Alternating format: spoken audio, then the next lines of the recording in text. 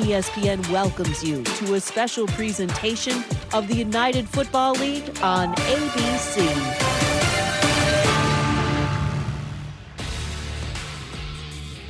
On a Sunsplash Saturday afternoon from our nation's capital, a matchup that has all the cachet you could possibly want. The Battlehawks at 2-1 from St. Louis, the gateway to the West, against the D.C. Defenders here in Washington, D.C.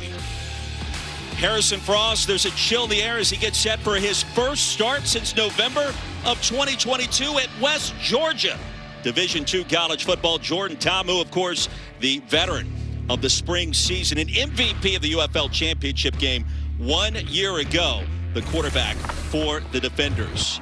It is the rematch of the Week 1 tilt that went down in St. Louis. Tyler Neville, the game-winning touchdown, 16-10 was the final score. An emotional Ricky Prohl, his first game as a head coach. Of course, the former wide receiver, part of the greatest show on turf back in the day with the St. Louis Rams. Meanwhile, the UFL standings, the update looks like this. Dallas lost last night in Columbus. First win for the Aviators in franchise history. That means the winner of this game has a chance to move in to a second-place tie behind undefeated Orlando. So glad you could join us. Jordan Rogers, Roy Philpott, welcome to our broadcast position. Sam Acho, Tom Luganville join us on the sideline in just one moment. And this is an emerging rivalry in spring football in the UFL. These two teams, they don't like each other. Not at all. DC head coach Shannon Harris said it's kind of one of those old school AFC North rivalries. Steelers, Ravens, a fist fight in a phone booth. There was a bench clearing brawl a couple years ago, and St. Louis got beat on the road to the UFL championship. DC obviously won the championship, but St. Louis got the better of them Week 1. We're going to get some fireworks today. Well, Harrison Frost gets the start. An incredible comeback a week ago against Birmingham. Yeah, you couldn't have a worse start to your UFL career than Harrison Frost had last week. Pick 6 on his first pass attempt. Interception on his second pass attempt. And what'd he do? He responded going 9 for 12 with 3 touchdowns, a 21-point fourth quarter comeback, and a touchdown with under 2 minutes to win it. We saw a lot of good. He injected some energy into the St. Louis offense. No question about it. Jordan Ta'amu, of course, the veteran of spring football, the MVP, the UFL championship game last year, does it all. No doubt. It hasn't quite looked like the Jordan Ta'amu we're used to seeing. 17 touchdowns last year, led the UFL. They've scored over 44 points the last 2 weeks because of the run game. But, man, if this passing game starts to figure it out and Jordan Ta'amu starts to look like the quarterback we're used to seeing, look out. Nobody's going to be able to stop this DC offense. Well, you saw him on SportsCenter this morning. Now our betting analyst this afternoon, Tyler Fulgham. What is trending right now as it pertains to the UFL? Yeah, busy man, but happy to be here with you, Roy and Jordan, this afternoon. The Defenders are trending. So too is the over, and I'm with the public. 70+% of the bets at DraftKings on the Defenders to win and cover. I like this spot for them at home. The Battlehawks coming off a home win of their own last week, but it was a tough comeback win against the Birmingham Stallions. I think this is a good spot where DC has the rest advantage, having played last Saturday, and St. Louis playing on Sunday as well. I also like the over. It's trending that way. Probably because the Defenders have scored 89 points in their last 2 games, and Frost looked so good in relief last week for the Battlehawks. Battlehawks are the underdog today. Head coach Ricky Prohl is with our Sam Acho right now. Coach, rivalry game, hostile environment. You're on the road. What's your message to the team? Boys under pressure. Effort, attitude, technique. Trust your technique. Don't worry about outside noise. Play your game. The rest will take care of itself. Awesome, Coach. And as you've been in this rivalry for years, what do you think is going to happen as far as the emotions? How do you keep those emotions under control? We just play our game, stick to the game plan, offensively, defensively, and special teams. We just stick to what we do on the field. Don't let any of the extracurricular activity get to you. Play within yourself. Awesome. Thanks so much. Luke's over to you with Coach Harris. Well, thanks, Coach. Perhaps nobody in this league is more familiar than the two of you guys are. And with that familiarity, how do you gain an advantage when you know each other so well to give you the edge to win? You don't, man. You just go out here and play the game that's out here, that's in front of us. 2 good teams. They both well coached. I respect the heck out of those guys. And I tell you, we got a really good roster here. And I can't wait to see our guys go back out and compete in this game. How much will maintaining your emotions profit you guys in this one? Yeah, that's what we got to do. We got to make sure we control our emotions. We got to come out and play our brand of football and do the things we've done the last couple weeks. Protect the football one. We got to establish a run early, and we got to get some 3 and outs and get some takeaways. All right, thanks, Coach. All right, thanks. Appreciate it. Luke's, thank you. St. Louis has been the dominant team in the regular season, but it was the Defenders last year in the playoffs on their way to the UFL title that got the victory, 36-18. Sweltering day in our nation's capital. 80 degrees now, 85 by the time we get deeper into the second half. A slight breeze that could be a factor for two very powerful place kickers in this contest. Critical matchup in the UFL. Week 4 is here. Matt McCrane has a pair of 60-yard field goals to his credit this season. Kick things off. And at the 1-yard line, perfectly into the landing zone, Gary Jennings Jr. racing ahead and tripped up at the 27.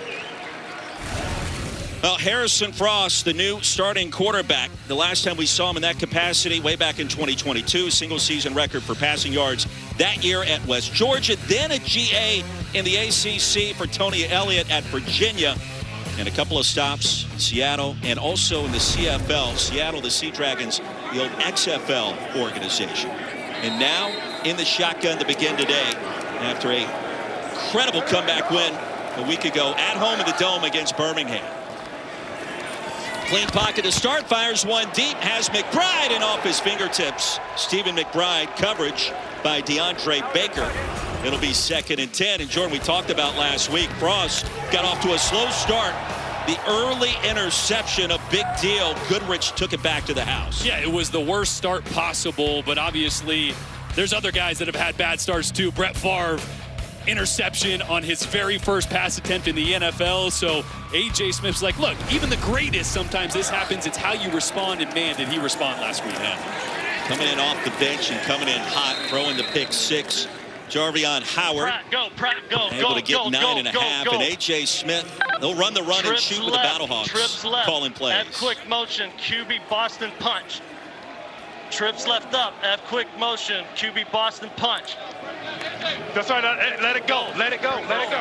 And they got Michael Pratt in the game. They just subbed him in at QB. And you heard QB punch, Boston punch. That's going to be a quarterback power. Should be a design run for Pratt. Oh, but they're gonna. There's some confusion. They were trying to sub Harrison Frost back in, but you can't do that after you've broken the huddle. So some confusion with personnel groups between A.J. Smith and Ricky Prohl on the sidelines there. Eric Frost was trying to get back on the field. And a timeout is called. They did give him 10 yards on the run by Howard. It was initially ruled just shy of a first down.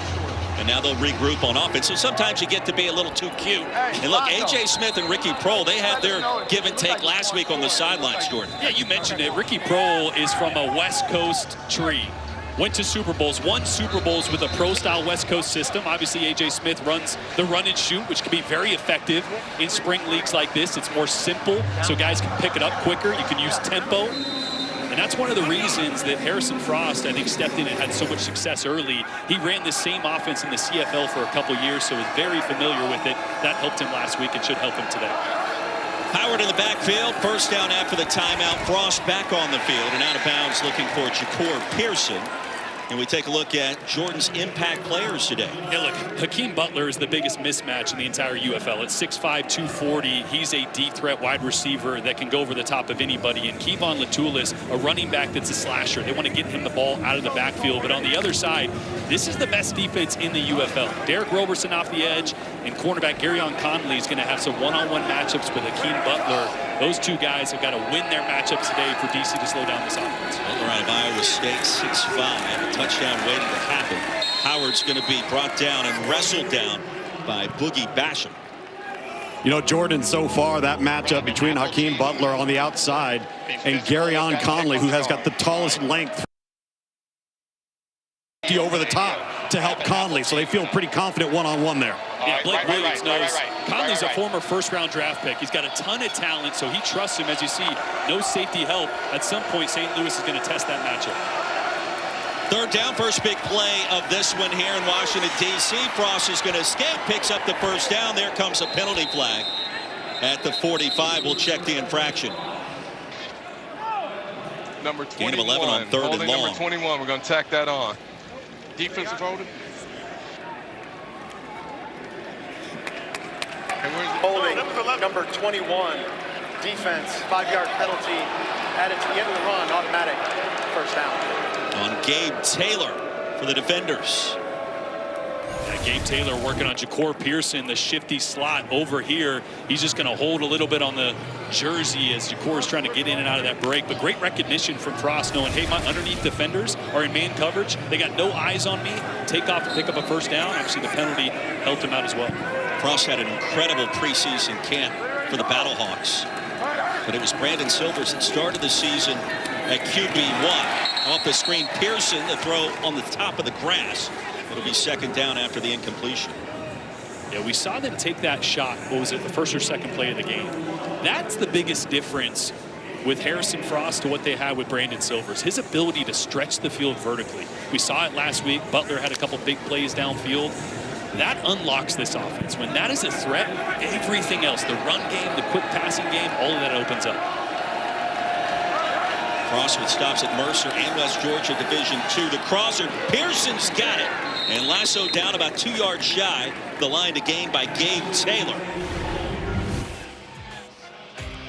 I mean, this is what I referenced earlier. 3 drives, 0 incompletions, or 0 completions, 2 interceptions, and then how he responded was unbelievable. The adversity he faced in his first UFL opportunity, and now we're getting a look again at Michael Pratt,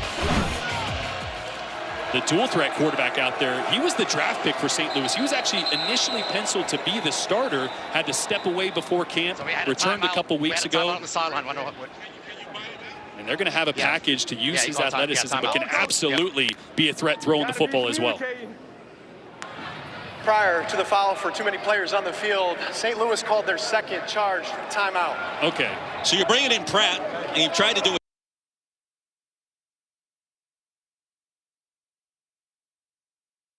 To call a timeout. Drive number 1 today. This has to fire up Ricky Prohl. These are plays in your first 15 scripted plays that you walk through, you jog through.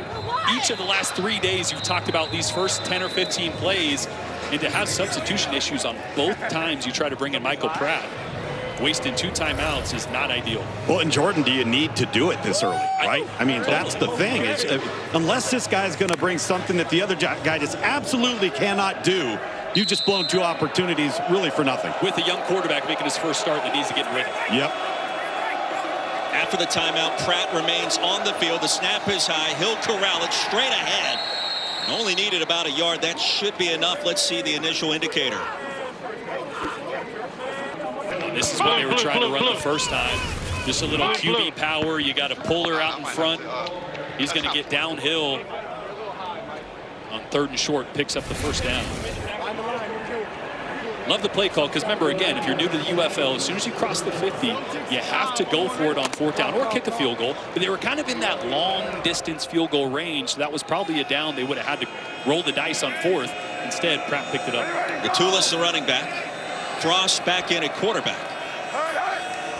Neville went in motion, and the deep give. Gattulis get what he can. A jump cut, a sidestep, brought down inside the 30. And Kevon Latoulis making something happen. Sam Kidd brought him down after a gain of 7.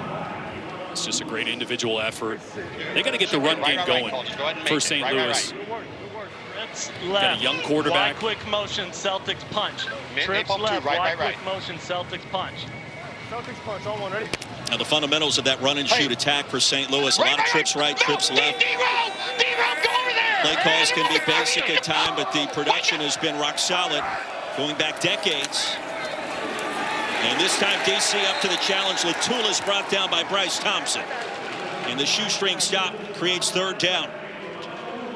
A loss of 4 on the play, 5 minutes in.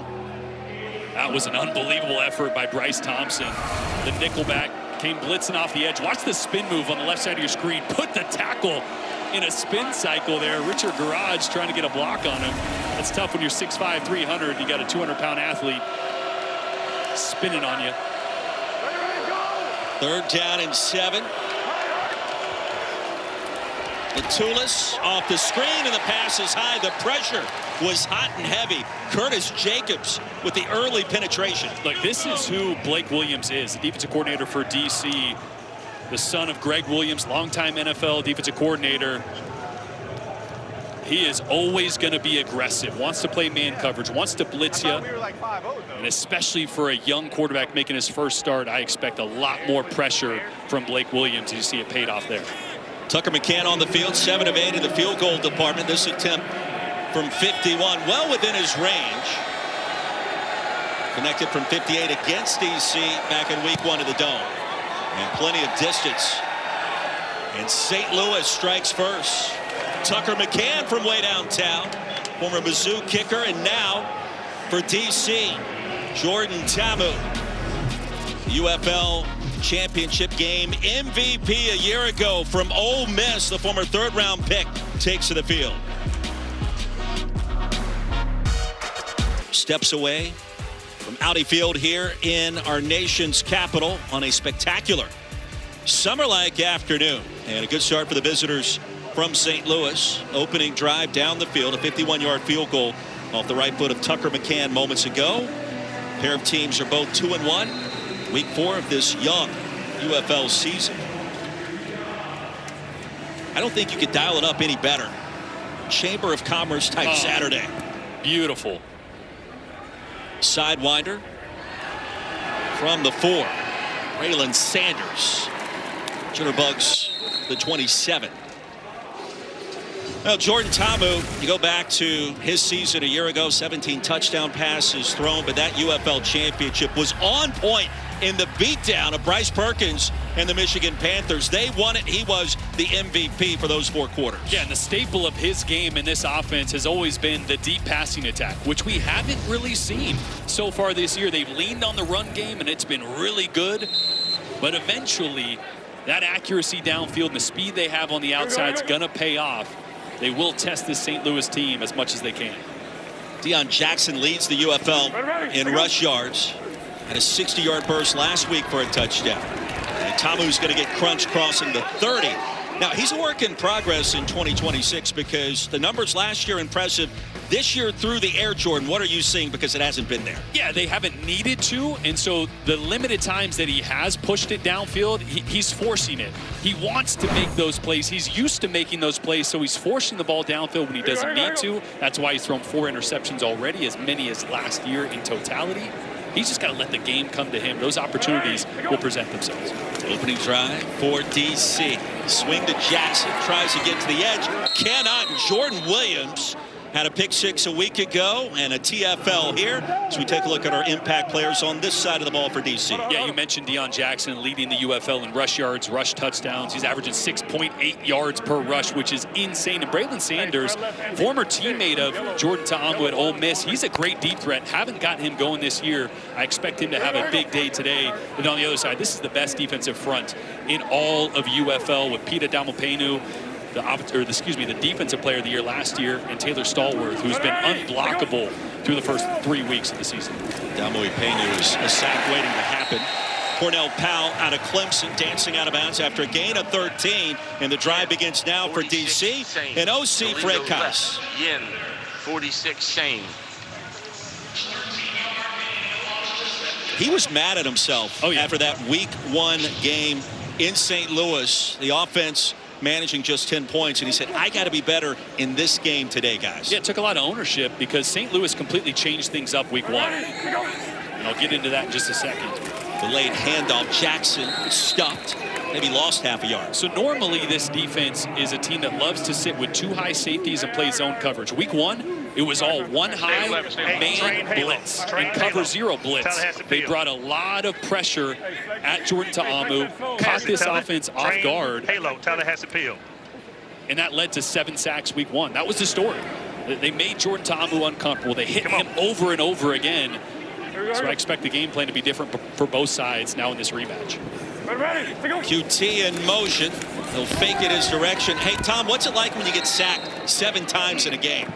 Well, I'll tell you one thing. The first thing that tends to happen, and Jordan will tell you this, is that every snap thereafter, your eyes come down. Oh, yeah. And you're not seeing the field. Your feet are antsy, and you're struggling. And so I think getting out of that funk the last 2 weeks for Jordan with a big 3rd and long coming up right here, he'll get himself back into the rhythm. The key is that DC can run the football. First big play now for the defenders on offense, 3rd and 10. Easy, easy, easy. Hey, Roger. All right, time. Play clock winding down and a timeout called by Tamu. They're playing 4, look like. It's good. It's perfect if it's cover 4. So they're going to stay there. No. It's good. If they playing quarters, perfect. That's what we want. So if it's 1, if he playing quarters, all he's going to do is try to bracket number 1. So the play is perfect versus quarters. Okay. Yeah, you're good. And it's no, you good. You good, coach. You good. And you're still good. You know what I'm saying? And if they play cover 2, and if you see that safety kick off and the guy bite down on it, just come back to the field. You know what I'm saying? Yep. So you're good. You're good. Hey, just line up in it. Same play? Yeah. Lion Z shake. Jordan, in layman's terms, what are we hearing there? Yeah. That's what I was telling. You heard Shannon Harris mention there, we wanted cover 4. That's great. To the field or to the top of your screen, they're playing cover 4, which means that corner and safety are both responsible for a quarter of the field deep. They're playing off. So this is interesting to see if they try to take a shot over the top. Oh, now they changed up the coverage. Now it's going to be some form of one high man or cover 3. Looks like man at the top of the screen. Play action on 3rd and long. Pocket collapses. Tamu releases. Pass is caught. Braylon Sanders has a first down. So the timeout was executed beautifully, and a gain of 17 on 3rd and long. Yeah, so they changed things up. Now this guy's got deep third, so you just got an out route here on free access to his old teammate from Ole Miss. It's a great read because you heard one thing on the sideline. You're thinking one thing when you stand over the ball. Defense changes, but you don't miss a beat. You find the easy free access throw. It's a great job by Tom. Love having 2 quarterbacks on one broadcast, plus the linebacker perspective from our good friend Sam Acho as well. We got it covered. We got it completely covered. Defense for the Battlehawks has this first down run completely covered. Abram Smith bottled up. He'll lose 2. Travis Feeney was there ready and waiting. Yeah, this front across the board is just so talented. Travis Feeney, they're getting inside the tackle, blowing this one up. But they're good on the inside, too. Stallworth and Carlos Davis, 2 guys that have played a ton of football, really sat on the inside. DC mentioned they wanted to get more quick game, get the ball out of JT's hands a little quicker early in this game. Empty backfield. Tamu releasing. Wide open is Powell. Second grab. Bullies his way out of bounds near the 35. So DC on the move and a gain of 7. And there it is. Quick game, right? If they're going to play off, take that all day. Alert 72, double 1 under. 52 higher. Alert 72, double 1 under. Corey Chambliss playing chess so far, trying to keep this DC offense out of the end zone to start. Defenders have converted twice on 3rd and long so far. Needs 6 yards here. Can't punt it past midfield. Tamu escapes. Jordan Tamu still on his feet. Dragged down from behind to the 15. And the mobility for the dual threat quarterback. Give him 22. Well, this is so good because he's going to be hot off this linebacker blitzing right here. He sees it. He knows he's hot. Nowhere to go with the ball, but just makes a great move to get north and south there and pick up some yards on what should have been a blown-up play for St. Louis. Levanta Bentley missed that initial tackle. Abram Smith over the right side. Lowers the shoulder and gets trucked in the process after a short gain. Well, if you watch, he's going to see the blitz, and he's going to look to his right, which is where his quick route is, but there's too much traffic over there, so he he decides to take it himself. You know, Jordan, the thing about that, too, many people may not realize, that's part of the read progression. If you have more than you can block, and you're in 0 or cover 1, the quarterback's progression is going to tell him to run at some point. After a gain of 1, the 11th play of the drive. Tamu surveys, floats one end zone, has a man, and it's hauled in the back corner. QT hauls in the touchdown strike, and DC on its first possession reaches the end zone.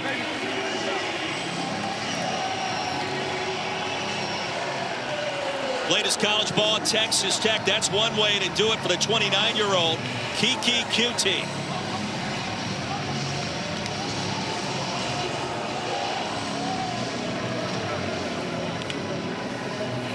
There was some confusion in the secondary there for St. Louis. Great ball by Tamu. Well, whatever Russ Tamu has showed us through the first 3 weeks of this regular season. He has shaken it off to start week 4 today. A perfect 5 of 5 on that drive, Jordan, and the 22-yard scamper on 3rd and 6. Boy, it's interesting because it looks like a couple guys are maybe playing zone, but watch this defender come in here with Braylon Sanders. Then there's going to be nobody left out here. The safety is going to try to recover, picking up that corner route, but no one helping on the outside. The underneath guy looks like he's playing zone. The outside corner that drove up looked like he was playing man. Either way, some confusion. But Kiki Kute found the corner of the end zone, and a great ball by Tamu. Shannon Harris loved it. Simple but efficient. DC with the lead. The UFL will continue after these messages and a word from our ABC stations. All right, back here on the sideline with Jordan Ta'amu. Here's the play concept. We're going to be in the flat there. We're going to run a little option here, and in the corner right there. Walk us through the read progression there, Jordan. Yeah, I mean, I seen too high. I knew they were playing some type of 4 or 2 down in the red zone, so my eyes kind of just went to the corner. Saw that corner bite down on that snag route, like we like to call it, and then I had to just make sure that safety stayed inside of him and, you know, put a good ball right there in that corner in the pylon, just only where he can get it. And so the safety won't undercut it at all. Had to get some nice touch on the ball, and then my backside is there too. Great stuff, man. Appreciate it. Yes, sir. Thank you. Very crispy start for the former Ole Miss signal caller. We talked to Jordan this week.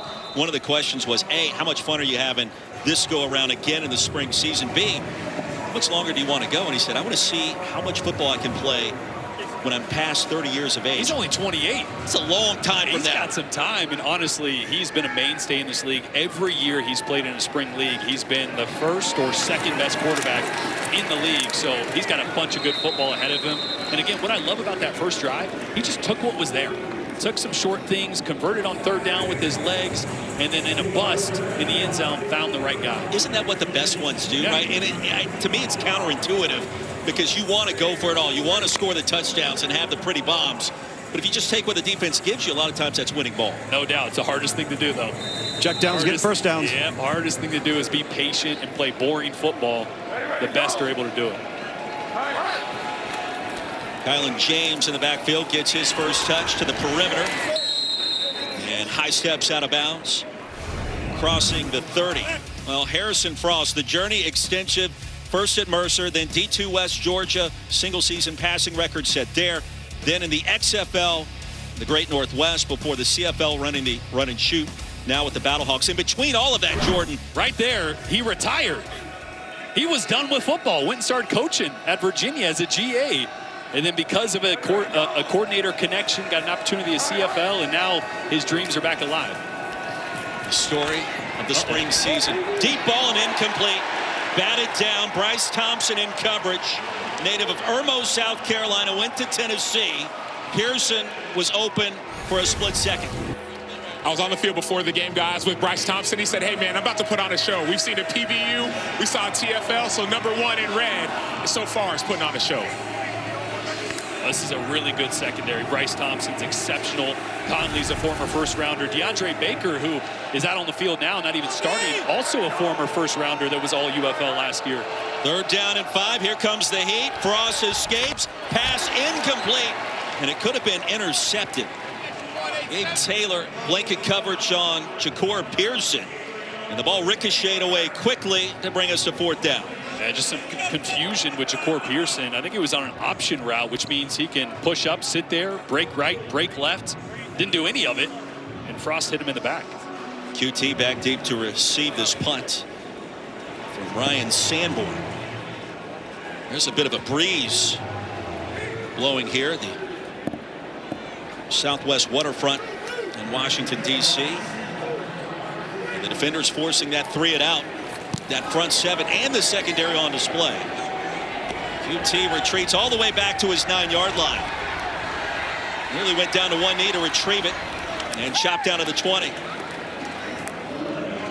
Well, what a day we've got for you here on ABC. The first round of the NBA playoffs start today. Don't miss the Rockets taking on LeBron and the Lakers. That's tonight here on ABC. Ernie, Kenny, Charles, and Shaq will tip off our coverage.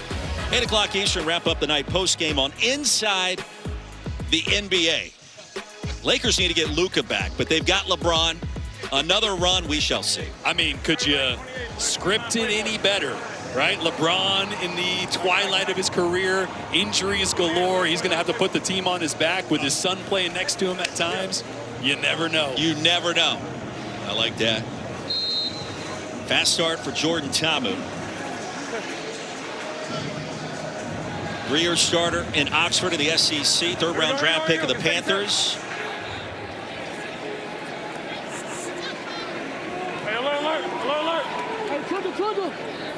He played with the Battlehawks back in 2020. Give to Jackson, there's a burst and a first down. Spun down to the 35, a gain of 15.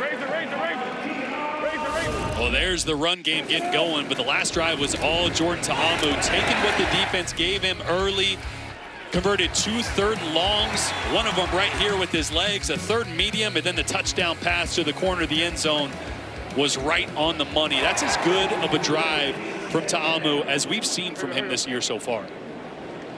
Yeah, keep in mind, he hasn't gotten off to the best start, but DC has put up 44-plus points in its last 2 games, both wins after that Week 1 setback at St. Louis, and he just threw his first incompletion there. Here we go, here we go, here we go. Under a minute to go in a fast-moving first quarter. Ready, go. Pivotal game in the UFL, week number 4. Both teams at 2-1. Wide open, sat down in the middle of the zone. Racing for the first down is QT. So a gain of 13. QT's a guy that they really want to get going in the slot. Remember, last year they had Jaden Mickens, who's one of the better slot receivers in the UFL, no longer with DC. Chris Rowland, another guy that was all UFL, no longer with DC. So that slot position, they've been waiting for a guy to emerge, and QT having a big game so far. Yeah, second grab, his first one went that back corner of the end zone. Deion Jackson to the line of scrimmage. And that's it on what should be the final play of our first quarter. Now, week 4 underway in the UFL. And 2 of the teams that expect to contend for the championship.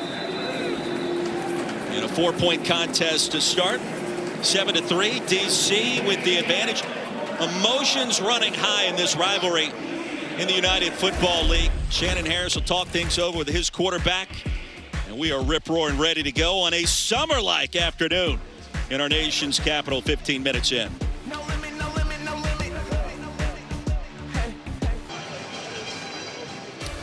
Washington, D.C., the place to be on this Saturday afternoon.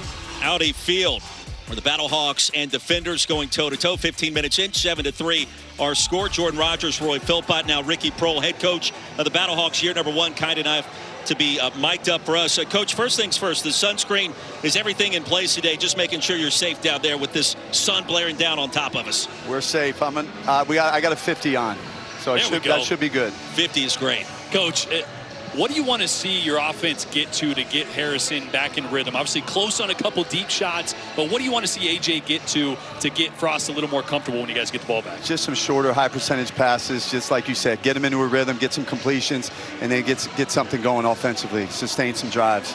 Defensively, Jordan Ta'amu's gotten off to a crispy start. It looks like he's been in rhythm. How do you try to disrupt that to start the second quarter? Well, he has. He's made some good plays, but we've 2 third and longs they've converted. We got to get off the field.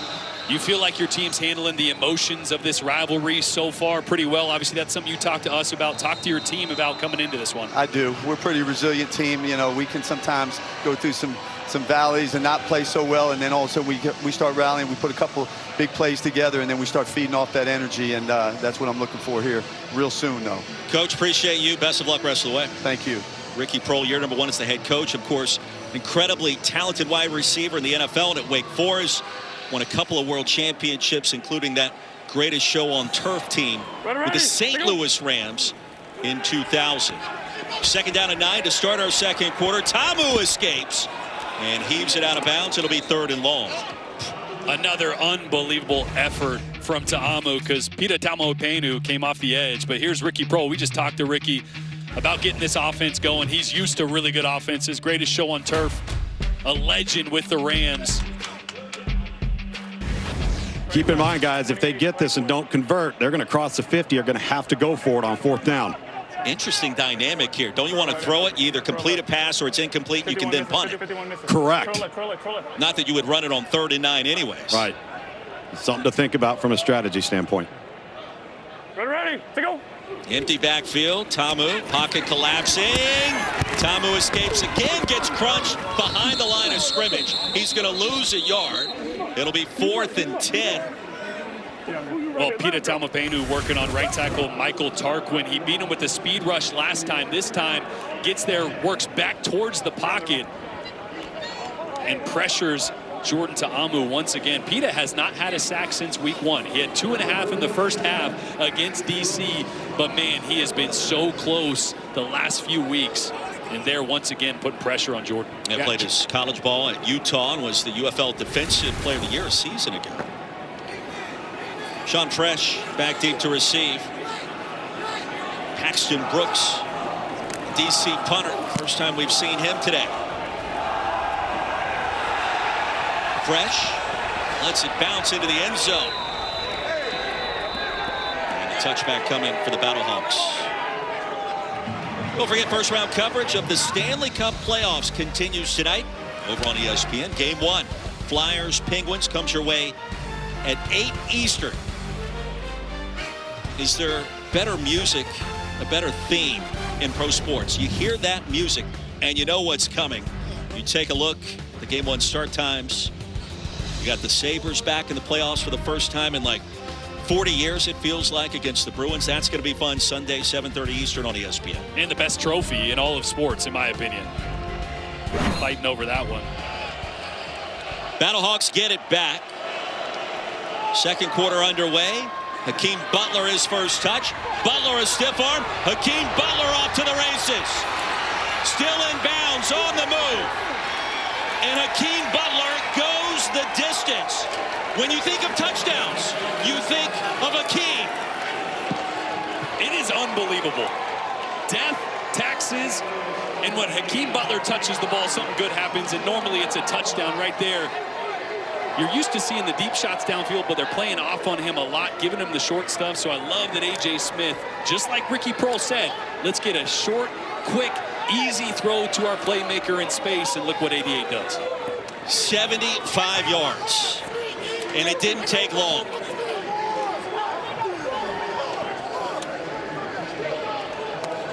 I mean, that's what a young quarterback needs. Harrison Frost started this game 1 for 7. Right, struggling, not in rhythm, pushing the ball downfield, close, but not quite there. That one makes you feel good as a quarterback. Hey, Sam Macho, he looked good on that play. You talked to him last week. You asked him the question, how you feeling? How do things look? And he said, I look great. He looked great on that one, didn't he? He absolutely did. And I'm on the field right next to Hakeem Butler. We're going to watch the replay first. And, Jordan, talk us through what you see, because I saw it here. It looked impossible. Yeah, it's just a little tunnel screen. He's got 2 blockers, going to catch the ball. Right here, stiff arm is what made it. And then I'm not sure what happened there with the DB. Deontay Anderson kind of lost sight of him for a second. And there you see the speed, 6'5", he's a strider. And it's just everybody knows where they want to go with the football, and still you can't stop it. Hey, Tom, we didn't see him in week 1. He's a difference maker when he's on the field here in week 4, is he not? Oh, absolutely. And the thing is he's generally a running catch guy, meaning a vertical, go downfield guy. And he's not much of a route tree guy, but the underneath stuff, if you get it to him in space, and they caught DC with a pressure to that side, and it was the perfect call versus the wrong call on defense. Hey, so they said it's inevitable. Death, taxes, and Hakeem Butler scoring touchdowns. What do you think when you hear that? That sounds good to me. That sounds good to me. What'd you say on the first series? Something to the effect of, like, they don't watch you or they can't stop it. What was that mindset? I mean, well, got to watch what I say, but they run and cover 2 to my side. I mean, they're a very confident, cocky team, but you play me man-to-man if you really like that, you know? So they don't want to guard me. They don't want to guard me, so my boy's going to eat. My boy, Peasy. Amazing block. Hey, big boy, no little boy. You feel me? Amazing block. Just chill, though. Come on. Without him, it ain't no me. Thank you. I love it. That was 5'7" talking to 6'5". Ja'Cour Pearson chiming in. Deliver the block, though. You love that. Normally, it's not the 5'7", 180-pound guy that's lead blocking for the 6'5", 240-pound guy. But, man, when he got hard, it works. First 7 pass plays generated just 9 yards. One play went 75, and here comes the block from Peasy. And exactly what Tom mentioned, they blitzed from that side, so they're already down one guy. So as soon as Butler stiff arms that player, there's nobody left. And look at Pearson looking for more blocks downfield. Got 1 or 2 there. You love the effort. Penalty on the kickoff. The slow roller fielded at the 10. Cornell Powell will stop and go after the grab. Rumbles into plus territory. Gain of 15 for number 14 from Clemson. And look at that. It gives you an idea of just how much he makes up ground. 22.3 miles per hour there from Hakeem Butler. Second fastest, or tied for the fastest wide receiver in the UFL this week. And just to put that in reference, there was only 4 or 5 guys in all of college football last year that had a faster time than that. So that is flying. That was according to Sportable. Powell in the out pattern, incomplete. Brings up 2nd and 10. And it's interesting. He's 6'5", 6'6", and he's running that fast. That's what makes him hard to guard. He can go downfield. People think he's a deep threat, but he catches a tunnel screen and runs 75 yards to the end zone. Look good in doing it too, Sam. I saw him on the field before the game. He had his shirt off. He's intimidating. He's confident. But then the thing is, he backs it up on the football field. That's why DBs have a hard time covering him. From the 45, 2nd and 10. Tamu, bit of time. Cornell Powell underneath and upended at the 39. A gain of 7. A.J. Thomas brought him down to the turf. Hold on. Get inside. What you got in the front? Hey, let's hit him with a train Tony. Train Tony. Spread right, stack. Spread right, spread left, stack. 72 slants, alert squirrels. Spread left, stack. Double. Jam 3-2, jam 29. Ready. To go. Movement up front on the right side of that defensive line. 3rd down and short, and Powell dropped it. A lot of traffic. In coverage was Miles Sims, and now decision time for Shannon Harrison, DC on 4th and 3. A great ball there. Cornell Powell, usually so sure-handed. Yeah, I think so too. Doesn't come down with that, and they're going to have to settle for the field goal. Matt McCrane, a.k.a. Thunderfoot, was banging him home from 63 in this direction during pregame warm-ups. And this attempt from 56 yards. 7 of 8 on this season. And, of course, has the 2 4-point makes from 60 yards or beyond. New rule this year in the United Football League. From the right hash, and McCrane from 56 connects. And DC back in front. 10-9 our score, 11:01 remaining here in our first half in the district. And the UFL will continue after these messages. And a word from our ABC stations. Just to show you how simple we are, this is our base formation. In fact, we don't even have a name for that. When we come out of the huddle, if I don't say anything, that's how they line up. And the only other thing that we do is call trips right and trips left. So that being trips right. We think back to the masterminds of the run and shoot offense. Mouse Davis, June Jones, who was diagramming there for Bob Davie back in the day, and A.J. Smith, play caller for the Battlehawks.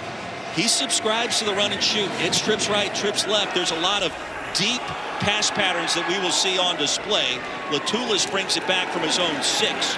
Zigzags across the 25 and is brought down there. But we don't see a lot of the run and shoot in present-day football. Harrison Frost played it in the CFL up north and is quite comfortable running the offense here in the UFL this spring. And his experience is important because although there's simplicity on the surface, in the formations, in the concept, everything changes post-snap. All these routes have the ability to adjust on the fly. So you have to see the same thing that your receiver sees as a quarterback to make sure you're on the same page. And if you don't, then you get the pick sixes like what we saw last week. As Jarvion Howard, full head of steam. You know, it's like that scene in Remember the Titans where Denzel Washington's getting on the bus. He goes, Small playbook. Yeah, we run 6 plays, split V. It's like Novocaine. Just give it time, always works. Hum the trio. It's a different way to do it with the run and shoot. Quick pitch and catch. No doubt. 61 Houston Scissors. 61 pro number there, King. Pro and number. the dynamic between Smith, the play caller, and Prohl from the West Coast days with his offensive background is interesting on the sidelines. And those two at times can have differing opinions, but that happens in the sport we know and love called football. Blake Jackson on the post corner. The penalty flag back down near the 23, and this could be coming back for holding. Number 71, yeah. Previous spot, second down. 71 hold. So you heard A.J. Smith say, offense, 10-yard penalty, still second down. You heard A.J. Smith say scissors, right? That means a post and a corner crossing each other here. So you had Hakeem Butler on a post to the left side, and you had Jackson there on a corner route. You see them crossing, both deep options, and a great read there by Frost, just negated by the penalty. Yeah, Jordan, that just kills you because it's not only a great read, it looked like it was the most comfortable he's been. He was accurate, and now you take away what we've been talking about, those confidence throws, and you go backwards. 2nd and 18 after the infraction on Corey Stewart. Played his college ball at Purdue. Reserve left tackle. Here comes the heat. Frost seems it incomplete. Came in low to Gary Jennings Jr.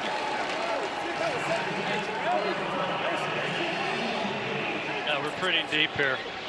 Okay, here we be go. Smart, be smart. Make sure we're taking care of the ball. Okay, hum the trips left.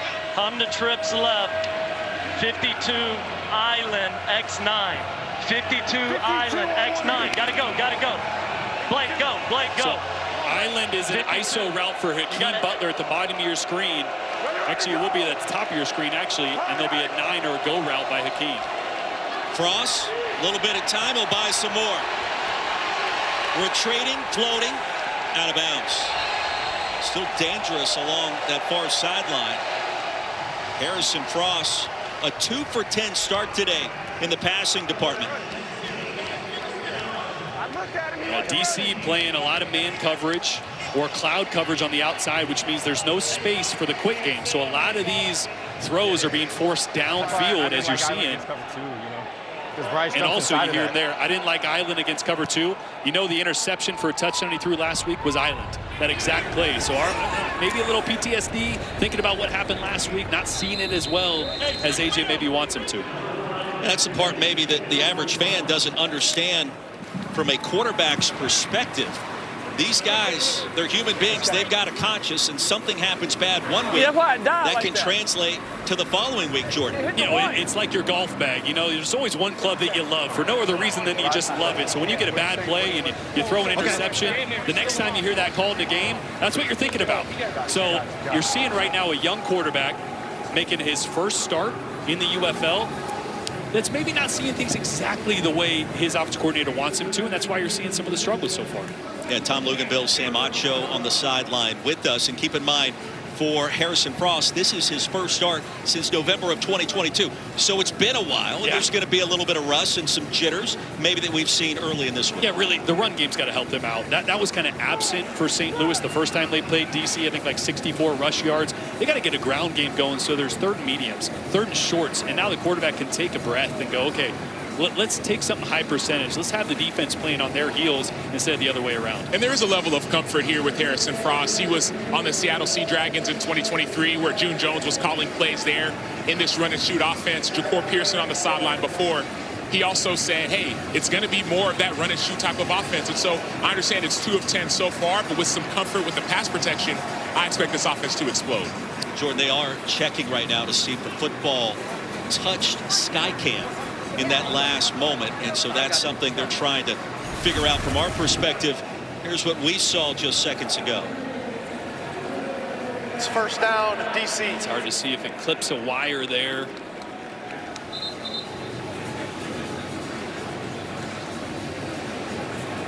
Hit the wire?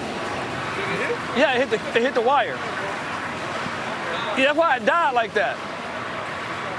It hit the wire.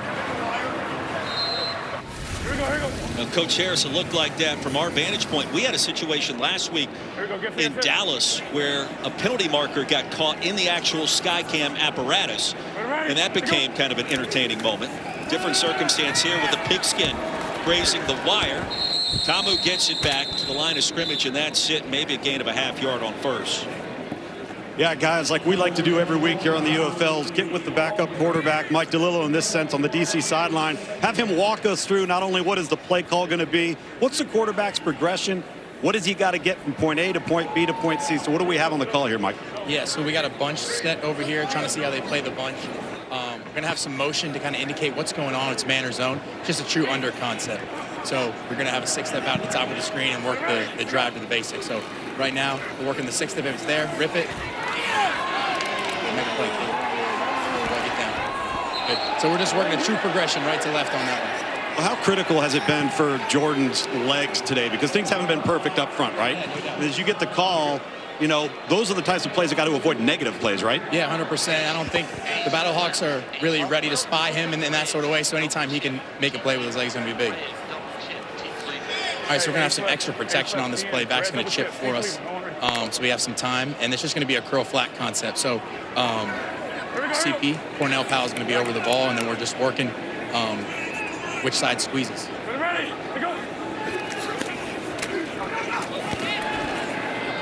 Attaboy. There you go. You called it. Cornell Powell right there across the middle of the field. So far, you got the progression right, Mike. All right, let's listen in for another call here. Thunder.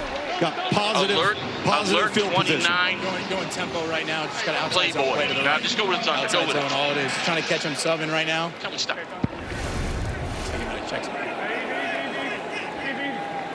Got a pretty heavy box here, Mike. Yeah, it looks like the corner cat's bringing some, so he's probably going to check into some quick game or inside zone stuff. Looks like he's going inside zone. Good check by Jordan here. Yeah. It was a seed by Jordan as well, gentlemen. That was an impressive toss as Jackson gets back to the line of scrimmage. 2nd and 8's not bad. Offensively for you guys, when you get in this area of the field, is it an automatic 4-down territory, or with the kicking game you have, what's the thought process? Yeah, Matt McCrane's been on fire, so having him is going to be a blessing. So depending on where we are, looks like we're going to do another outside zone play, which has been good for us. Deion Jackson's been a great running back for us, so just going to get him on the edge and see what happens. Coach Kais upstairs talking about bringing it from the boundary, not the field. He's talking about edge pressure, correct? Yes, sir. Yes, sir. Ready to go. So Jackson will switch sides. Good cut. Towards the field and get what it can, 3rd and long. Where we at? The Battlehawks have been doing a good job all year, keeping teams in 3rd and long. So as you see today, we've been a lot in 3rd and longs, but we've converted. So just got to keep that trend going. Red right, tight, yellow, rocket, yellow, rocket. And it's a true drop back right here. It's just pretty much it's like a sticks concept for us. So everyone's going to get to the sticks, work back down, just working inside out. Okay, so slot to the outside. Yes, sir. Based on, and we're going to do it out of a stack here, which is going to be good. They're going to explode out, just working slot to the outside guy to the running back. Whichever side he likes the best. Sticks are 9 yards away. Tamu with time, sings it. Here we go. Pass corral. That'll move the chains to Sanders. There we go. Bunch left, so, bunch left, so. Philly yellow, stay, T under. Philly yellow, stay. Going back to that first play of the drive, that bunch set with the motion. Right. I'm going to work the 6-step to the right to Ty Scott and just working the drive basic to the backside. So if he likes the 6-step, if he gets pressed, he's going to convert it to a vertical. If not, he's just working the drive to the basic. True right to left read. Ready to go. Have that out down here if he wants. Off 6-step should be money. Maybe he does. Pump fake. Powell. Wow. The penalty marker down. How about CP? That wasn't according to the progression, but it worked great. 2 flags in the backfield as well, gentlemen. The passer. Just putting everything Steve on. Litton applying the pressure for the Battlehawks there. I think you're going to get an extra penalty here. And we had a complete driving the quarterback into the pass ground. from there. Yeah, looks like Which one do we want? DH is going to give us right about, going to be about the same, 13, 15. We're going to get past the 15, right? Play is the first 3 flags yeah, and we're on going the to tack field on the for 5 those for the D counting at hold home. because it's going to put us inside the 15, right? No, we're not tacking. It's not a run. We had a pass. Oh, it's a pass. Okay, so we go roughing the passer, 44. Yeah, 15. For half the distance to the 14. Here we go. Right, Peter? 29. There are 2 fouls on the play, both on the defense, holding number 29. That penalty is declined. Personal foul, roughing the passer, number 44. Defense, that penalty is enforced half the distance to the goal. First down. Take a look at HatCam and the perspective here with Pat Buchanan. Our back judge today helping us out. It was a great job by Tamu not throwing that ball because he's expecting Ty Scott to run an out route. The DB drove on it. Scott adjusted his route downfield. If he would have thrown that ball, it probably would have been an interception. Here we go, here we go. All right, go now. All right, give us that again. Yeah. So we're doing a slant flat concept to the field here with a stick. I'd work the boundary here to the back to the tight end. Just throw it away. Tamu with all afternoon to survey. Penalty flag flies in at the 2-yard line. He was trying to get Mason Fairchild. Holding on the defense. DB had him wrapped up at the goal line. D hold number 21. And half the distance there. Taylor Hawkins. Holding number 21, defense. That penalty is enforced half the distance to the goal, automatic first down. Battlehawks a little handsy on this possession, benefiting DC. All right, what do you think here, Mike? What, you guys getting close to the red area here? What's Coach Keiss like to dial up? We're bringing in our heavy package here. So extra O-linemen, get our big guys on the field, no receivers, all tight ends and extra O-linemen. So just going to pound the rock right here. 29 outside zone, right? Exactly. Jahari Branch, the right guard, is actually going to be that side. He's already a fullback here. On outside zone. Little extra beef. Abram Smith quickly lassoed down just inside the 5. Travis Feeney was there. I love this. You see the right guard bumps into the backfield. 56 becomes a lead blocker there. Unfortunately, they don't seal the edge on the left side. Heavy right. Zach, heavy right. Zach, lasso Hyatt. Lasso Hyatt. So you're sticking with the jumbo package here, but you're bringing one guy out, bringing a receiver back in. Yes, sir. Yes, sir. So if we can get it off here, we're going to call a timeout. See if he's wait and see what he says. 9th play of the drive upcoming. A timeout called by DC. Lasso would have been a play action for them, so it'll fake the run and get JT out on the edge. See if they stick with it. Shannon Harris going to talk things over with his quarterback, Jordan Tamu. Let's go with the why not first. How you gonna go? Why not? Why not? Oh, I like that better. Yep. You want me in because technically Mason's in right now. He told me he would. So they are going to change the play. So I'm going to be Texas right. So they're not expecting anything. Texas right, 72 square, why not? Tell them be patient. Tell them be patient. 72 score, why 9? Walk us through it. Yeah, why not? So what it's going to be is we got this vertical out concept to the field, and we got a double move by our tight end. So if we get one-on-one, we're going to work the nod side to the tight end. If not, if we like our quick game, we're just going to shoot it out to one of the flat guys over here, either Kiki or CP. Okay. So a nod route by the tight end would be faking the hitch and then getting to the back end line. So if he likes one of these matchups over here with Kiki on the out route, it looks like 14 is going to be blitzing because they're stacked here. They like to show that in the red zone. Keep an eye on 88 Briley Moore as well. Jackson in the backfield, 2nd and goal. Looking at Moore, that direction, and big man touchdown. Out of the sky for a moment, and then thwarted away at the last second by Hawkins. Boy, there was nowhere to throw that football. That's that stick nod to Briley Moore. Taylor Hawkins in coverage. And that's one that maybe Mike Pereira is going to look at. As you see initially, did he have possession there for a split second? It's kind of looks like he did with that left hand. Y'all got too much offensive protection. That's a dominant play by the free safety. He got the ball out. He held his ground on the nod route. That was outstanding by Taylor Hawkins. It was. But he took a couple of steps. He did, but one of the hands involved in what appeared to be a catch was actually Hawkins. Yes. On the back side of the hand, no less. 3rd and goal. Tamu again to the end zone. This time, it's caught by Ty Scott. His 3rd year with the Defenders and his first touchdown of the season. Out of Missouri State, a South Carolina native.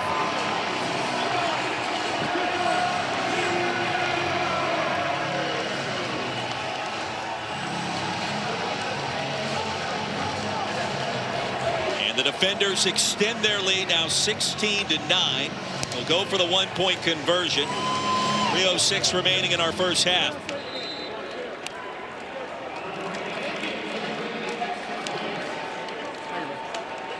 Matt McCrane. 33-yard effort. And the one-point conversion is true. Watch the veteran Jordan Ta'amu working through his reads. He's going to start on the left side. His first 2 reads are out to the left. He's going to come back to Ty Scott, his 3rd read. He's just got to worry about the underneath linebacker holds him enough and puts the ball right on the money. Great job by Scott working through some contact at the line of scrimmage there.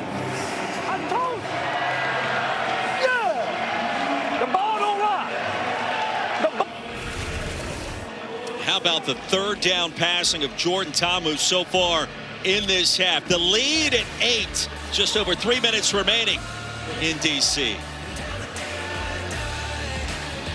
Perspective, it's Youth Sports Week celebrating the positive impact sports have on young people. ESPN's Take Back Sports initiative puts the focus back on fun and friendship to keep kids in the game. And I tell you what, I've worked that Manning Passing Academy for 5 years down there in Thibodaux, Louisiana, Nicholls State. A lot of fun, a lot of work. The Mannings do it as good as anybody. Penalty marker on the kickoff as we check in again with our betting analyst, Tyler Fulgham.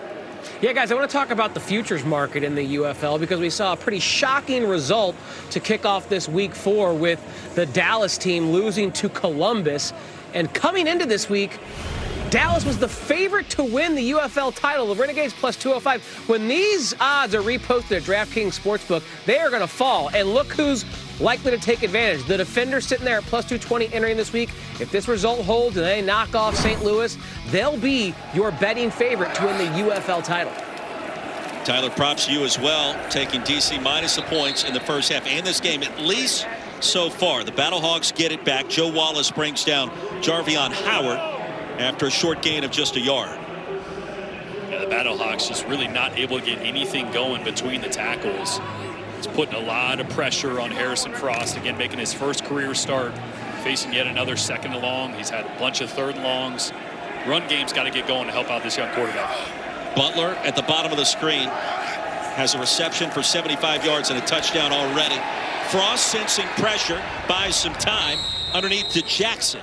He'll get what he can. It'll be 3rd and long. I mentioned how good this St. Louis defensive front is.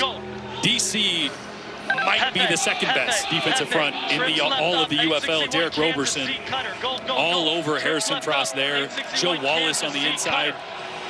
One of the best all UFL players year in and year out. And now they're going to go man coverage up in your face on 3rd down. Going to find a matchup.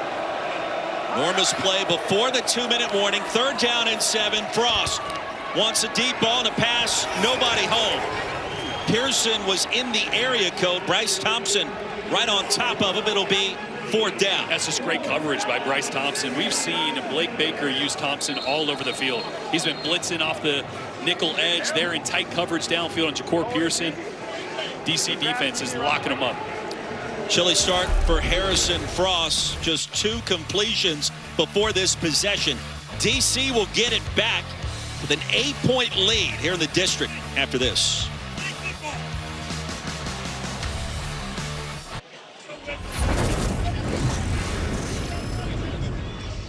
Back here in the north end zone at Audi Field, the home of the Beer Snake. And guys, I've got Doug here with me, and I've got Evan here with me now. Understand, I feel like I'm part of the family. I was here for the very first Beer Snake construction in 2020. You guys have been here from the beginning. Why do you keep coming back?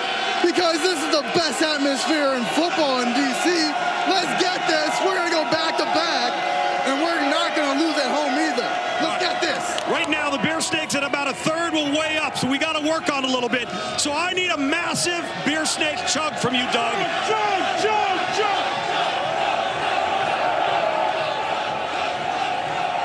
There we go.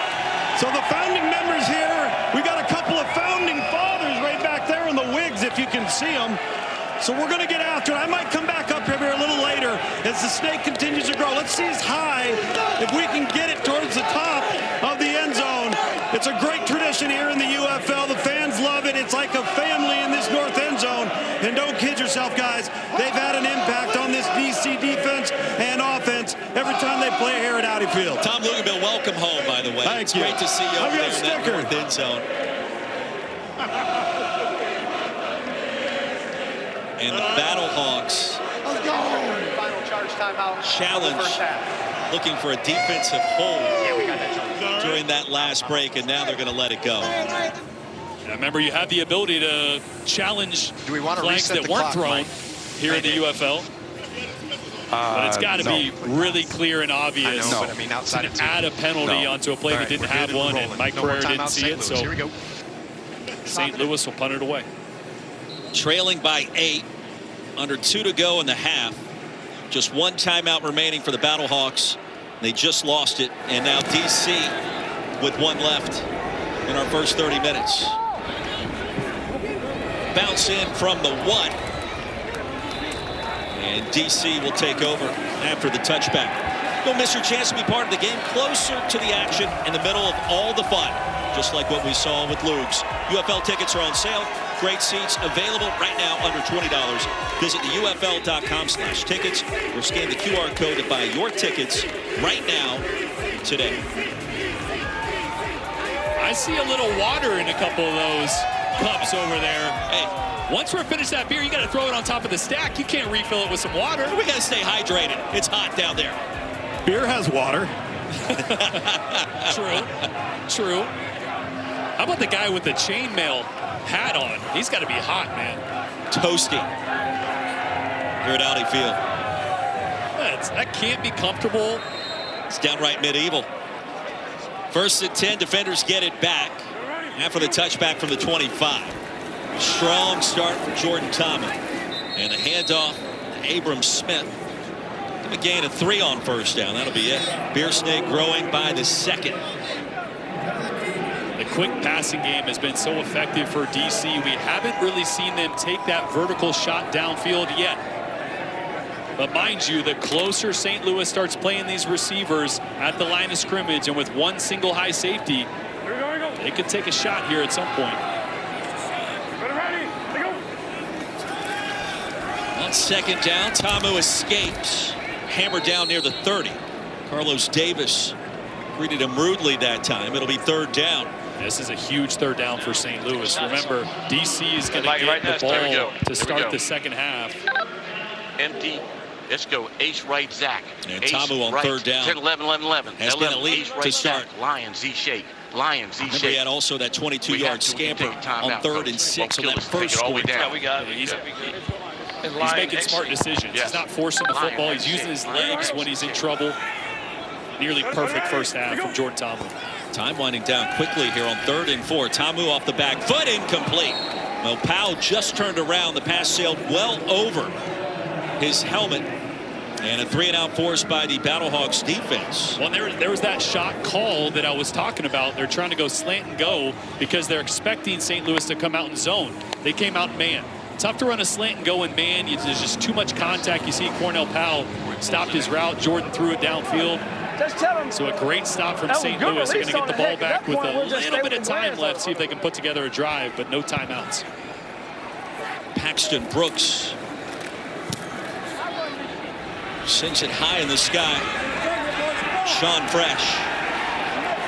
A wiggle, quick maneuver, bolted down from behind after a punt of 49. And a return of 6. Don't forget, coming up at halftime, a great story we've got headed your way. All these players striving to reach the Super Bowl, not to just make it in the NFL, win a world championship, and make the most of it. You're going to hear from Plaxico Burress going back to that incredible game featuring David Tyree. Plaxico, the game-winning touchdown against the previously undefeated New England Patriots back in the day. We look forward to that. We count down the days to Super Bowl 61. February 14th, 302 days away in 2027 on ABC and ESPN. Empty backfield. Battlehawks. Frost delivers across the middle and incomplete. There comes a flag. There was contact with Sam Kidd on Ja'Cour Pearson. 26 with the face mask. Give me the face mask. Guys, I'm tracking with you. So, defense, we have a completed pass. Complete pass. Incomplete? Incomplete, number 20. Okay, previous spot, face mask, number 26, defense. Yep. Personal foul, face mask, number 26, defense.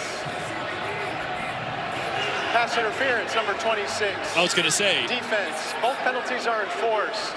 First at the spot of the foul for the DPI, and then 15 yards to be added by rule. It's first down, St. Louis. That is massive. You see Kidd is early. He gets over the back.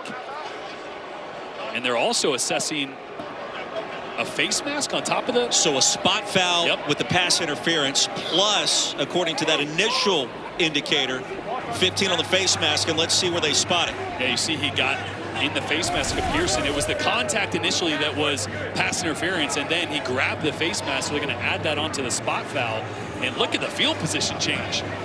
I mean, St. Louis was backed up. In my mind, I'm thinking, hey, don't let your young quarterback make a mistake. Maybe just hand it off for a quick, easy throw. Instead, they take a shot downfield, and it pays off big time after the penalty. Amounts to be a 45-yard infraction. Wow. That has St. Louis in business, down by 8, and the football will be spotted at the plus 30. Okay. DPI and the face mask is under further review. looking I at want this. to see the shot from behind. I want to see the shot from behind because I think the face mask is after the interference, not the act. He does make contact in the back and in the side, but he doesn't grab the face mask until after the ball is touched. So in order for this to be one that we can, penalize multiple, the actual act of interference has to be the face mask. And I think that occurs after. So therefore, because there's the actual mask grab there after the ball's been touched. So we're going to take the face mask off. Okay, we're going to decline the face mask is what we're going to do. Yeah. And we're declining the face mask. Taking the defensive pass interference. After the DPI. Correct. And did not occur at the same time. And let's get this the right yardage of the. Make sure we have the right yards. DPI. Yep. And we should be at the 40. That's correct. So you're right about at the 47-yard line. Yes. The timing of the two infractions is critical here, right?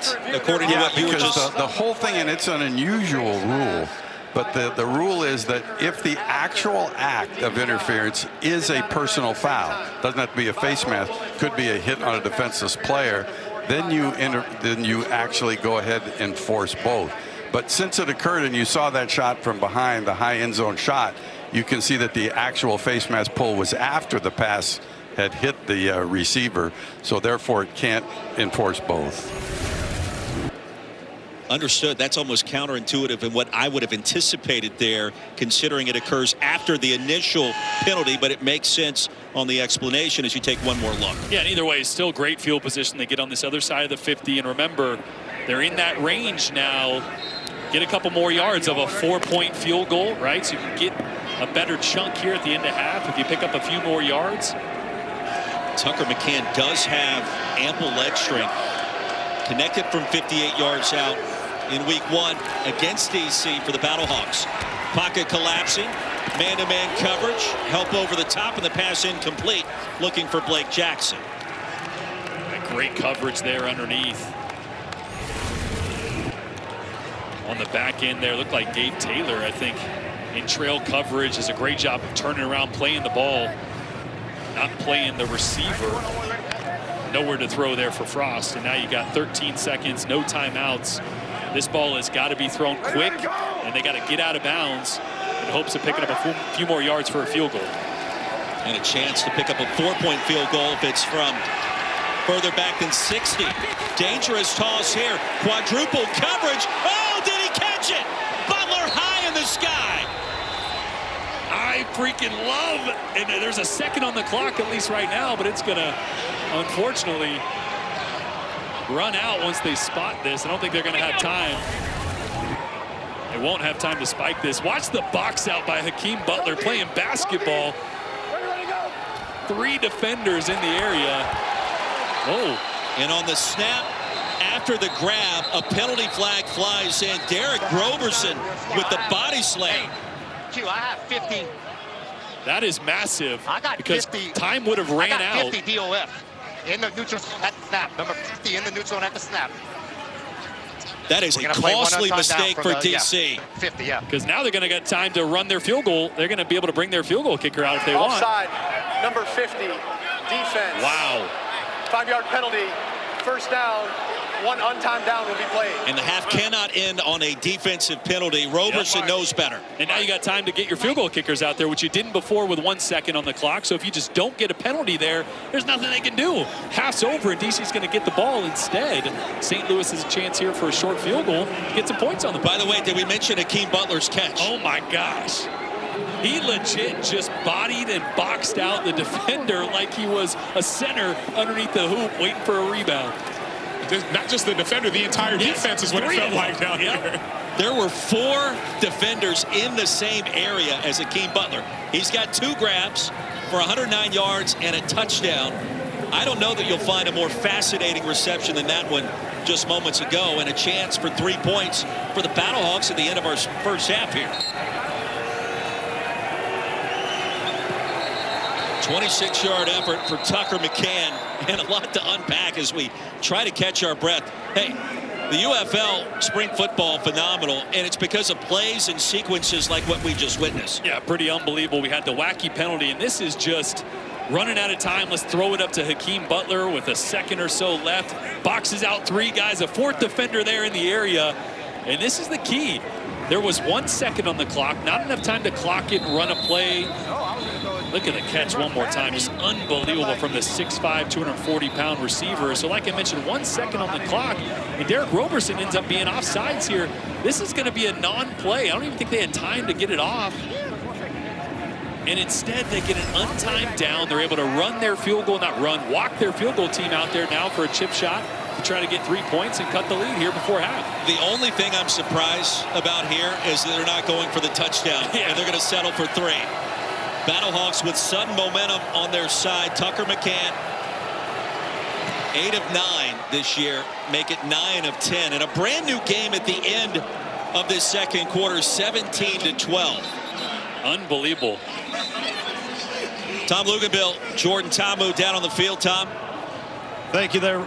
Listen, Jordan, the first time you played these guys, you didn't really know what they were going to be, and you hadn't seen them, new defensive coordinator. How would you assess what you've seen so far today in terms of what you prepared for? Yeah, exactly what they're giving me, exactly what we studied. A lot more blitzes, I'm assuming. They're going to, come out with that more in the second half. But, I'm just going to take what they give me, make my running backs, receivers go out there and make a play. Good stuff. Thank you, man. Over to you, Sam. So I'm here with Harrison Frost. You're like, hey, man, don't even ask me about the last drive, man. I was getting pummeled. But, man, Ja'Cour Pearson with the PI and obviously Hakeem Butler. What did you see on that last series? Yeah, I didn't see much. Like I said, I was kind of throwing him off my back foot and then just trying to give those guys a chance, and hopefully, something good happens. So that's good. What does it feel like, not only getting a start, but having momentum going into half? Yeah, it's great. Got to finish it off and play 4 quarters. And last week you talked about, man, Hakeem Butler's up there somewhere. You got him on a screen, got him on a deep ball. What's next in the second half? I don't know. Hakeem makes crazy catches. That was incredible. Screen, touchdown. That's as easy as it gets. But, yeah, Hakeem's incredible. Hopefully we can get him the ball more in the second half. Thanks, Harrison. Thanks, man. Sam, when in doubt, throw it to number 88. Good old Hakeem Butler. 2 grabs, 109 yards, and a touchdown. Halftime here in D.C. When we come back, Super Bowl 42 champion Plaxico Burress shares his story.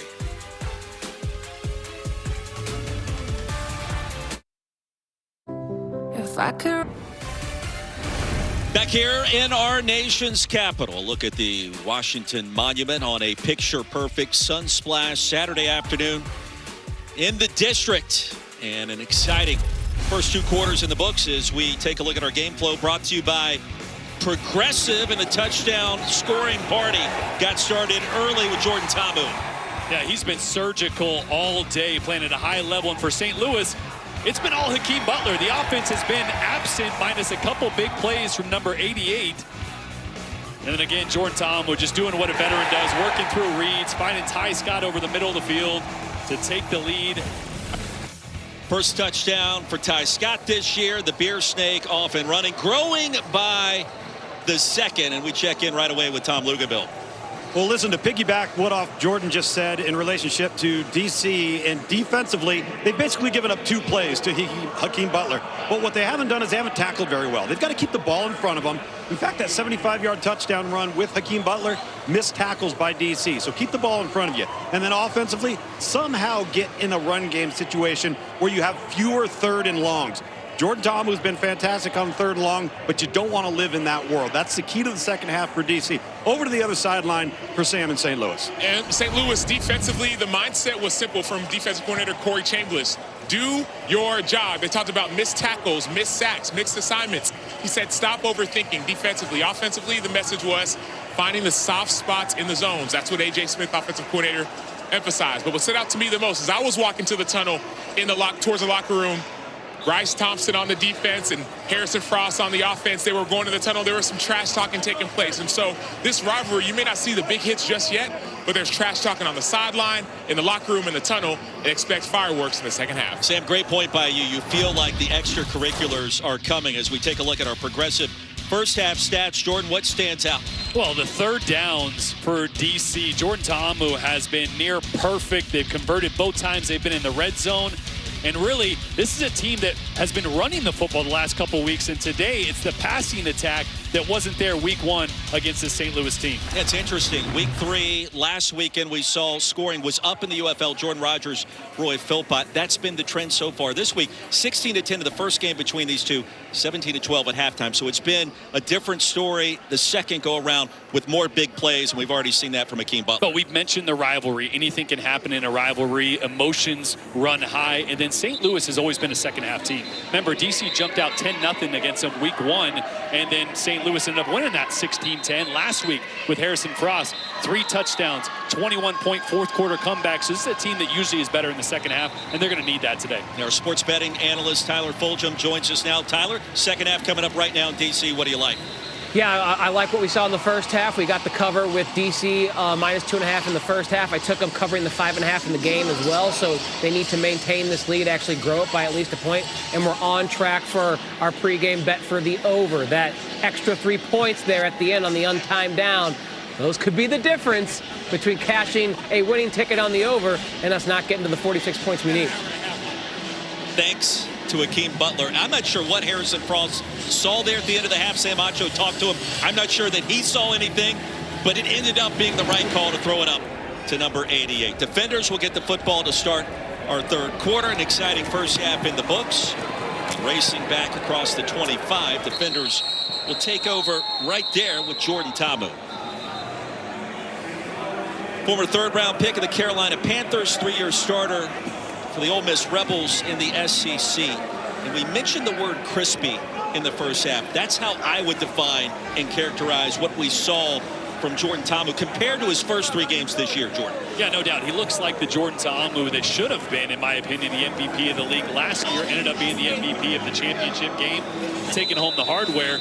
But this is who he is. He's a veteran that's played a ton of football, and what he's done so well this first half in this game so far, taking the easy throws when they're there. When St. Louis plays off, take the easy stuff. The shots, the deep plays will come as you see St. Louis here playing at the line of scrimmage to start this second half. Watch the physicality. A little movement up front. Battlehawks jumping across the line. A flag comes in after a gain of just 1. What you got, Q? What offensive coordinator Fred Kai's there. 56, DOF. Offside, assistant coach of the year last year on that championship run. 5-yard penalty, first down. Fred was hard on himself after the week 1 loss at the Dome. Well, you know what he mentioned? He said, I stuck with the run game too long, right? It wasn't working. I stuck with it. We're going to see a run here. Packer is their power sweep play. Going to get a couple offensive linemen out in front. Run off tackle to the left. That'll be Abram Smith. And probing along the left side. Gain of 2 on 1st and 5. And let's see how Coach Chamblin wants to counter the defensive play call for the Battlehawks. Stay in 11. 3D jab, spray at 28. The story of success for St. Louis week 1 was man coverage and pressure, which is not who Corey Chamblin usually is. Now they're going to drop into a zone here on second, but I expect to see some more pressure here in the second half. Second down and short again. The offsides penalty cost him 5. Smith dives ahead. He'll gain 1 more. It'll be 3rd and 1. Opening possession of our third quarter. And a 5-point game. Troy bunch right. Troy bunch right. Tight. Lasso Hyatt. Lasso Hyatt. You got to see the signal. The guy on the other side got two. Shannon is calling the personnel. Hook 'em horns. Got it. Chase. Over Chase. Smith, the running back. Tamu under center on 3rd and short. Play action. Tamu. Run pass option. Flings it. Smith needed one. He'll gain 3. Drive begins right there for DC. Great job by Tamu. You're going to see him looking downfield initially for his tight end, but what that does is that slows the flat defenders down a little bit and lets Abrams sneak right out into the flat. Unguarded there for an easy conversion on 3rd. So he continues to take what the defense is giving him. On the money down, Deion Jackson back on the field, leading rusher in the UFL. No motion now. Tamu across the middle, zips it, another completion. Azukama still on his feet. And a gain of 27. Boy, threading the needle here on another in-breaking route to the left, right in that second window. Underneath defender Daniel Isom was in trail coverage, but did a really good job putting this one out in front. We've seen him thread the needle a couple times over the middle of the field. That is something that takes a lot of courage that time on the money. From your perspective, I assume arm strength has never been an issue for Jordan Tamu. He doesn't have like a rocket arm, but he's got really good arm strength. That's never been an issue for him. First grab for Azukama out of Texas Tech on 1st and 10. Powell bobbled it for a moment and swatted away at the last second by Isom. I mean, you look at his numbers compared to week 1 and a 6-point loss at the Dome to today. Night and day difference at the quarterback position and just the overall offensive approach. Yeah, 10 points. They've scored 44 in each of the last 2 games. This offense has found their rhythm. But what I love is how Jordan's playing. But you notice on that last play, St. Louis brought an all-out blitz. They're going to start to try to affect Ta'amu the same way they did week 1 with so much success. 4 wide receivers set. They'll swing it out to Jackson. Sandwiches. And gets shoved backwards between a couple of defenders. Short pickup. Corey Chamblin, the defensive coordinator for St. Louis, told us Jordan Ta'amu's like the Tom Brady of this league. Let's go right here. Hey, let's go. For Fresno 2 reasons. Sticks, Florida. Fresno Sticks, Florida. As you see him making a play call there. Fresno 6 is a zone coverage, so they're not going to bring pressure here. But he said the reason he's like Tom Brady is he's seen so much football, so it's really tough to fool him, and he plays with a calm. So you got to disrupt that calm. They were able to do that week 1 with a lot of blitz. They tried a couple times so far. That's going to be a key to them winning this game in the second half. And he was the MVP of the UFL championship game last year. Like a Tom Brady. Wide open. Tippy-toe Braylon Sanders inbounds. And a chain mover. Gain of 13. Again, just soft zone coverage. Playing cover 4 to that side, so that corner is off with deep responsibility. Braylon Sanders, former teammate of Ta'amu at Ole Miss. Easy hookup and great toe tap. Only need 1 in the UFL this year, but got 2. It's another completion on 3rd down, guys, and he has been lights out on the money down so far today. Here we go. And it's happening on 3rd and long. Ta'amu was sacked 7 times in week 1 against St. Louis on the road. Different story today. Yeah, there you go, pressure. Right, that time Chamblin brought Levante Bentley, the linebacker, straight through the A-gap, forced Ta'amu out of that calm, right? Forced him out of that presence, out of the pocket where he is so effective. That was a really smart play, though, Jordan. I mean, he saw that so quickly that he abandoned the read and went ahead and just got out of trouble and didn't make a bad play worse. Approaching 10 minutes of play in our 3rd quarter, opening possession of the second half. 5-point lead for DC, trying to protect the home turf. Smith back in at running back. All-out blitz. Here they come. They'll fling it back the other way, and Riley Moore stopped short of the 15. Just a gain of 2, and St. Louis somehow snipped that one out. Yeah, they brought everybody. That's cover 0, full-out blitz. Normally the perfect play call, a little tight end delay to the backside, but who was that? A.J. Thomas staying home on the backside, did a great job. And Moore remains down on the turf here, Jordan. They'll tend to that lower body, it looks like.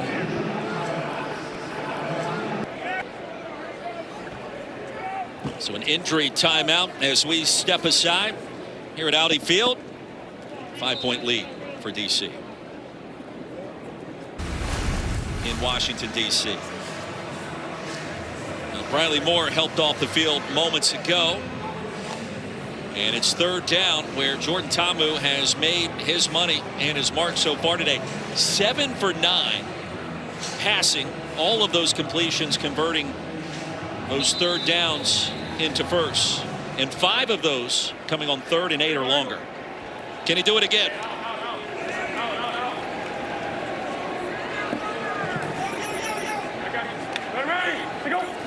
Smith in the backfield. Here comes the blitz. Ta'amu going to be sent down.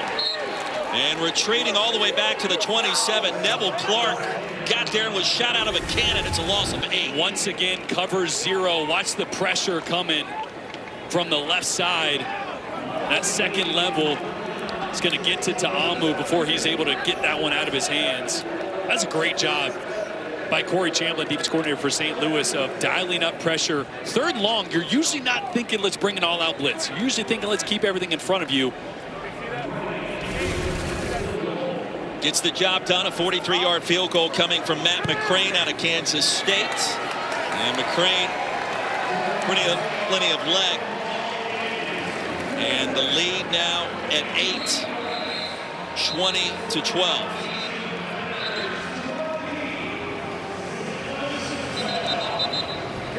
So 8:46 to go in a fast-moving third quarter, and advantage defenders trying to protect that home turf. Jordan Rogers, Roy Philpott, Sam Acho, Tom Luganbill. This has been a fun start, and advantage DC and Jordan Ta'amu. Yeah, no doubt. If it weren't for the end of that first half where St. Louis got a little momentum, they haven't been able to do much of anything. They got to find a way, Ricky Proehl and A.J. Smith do, of getting their young quarterback Harrison Frost in rhythm.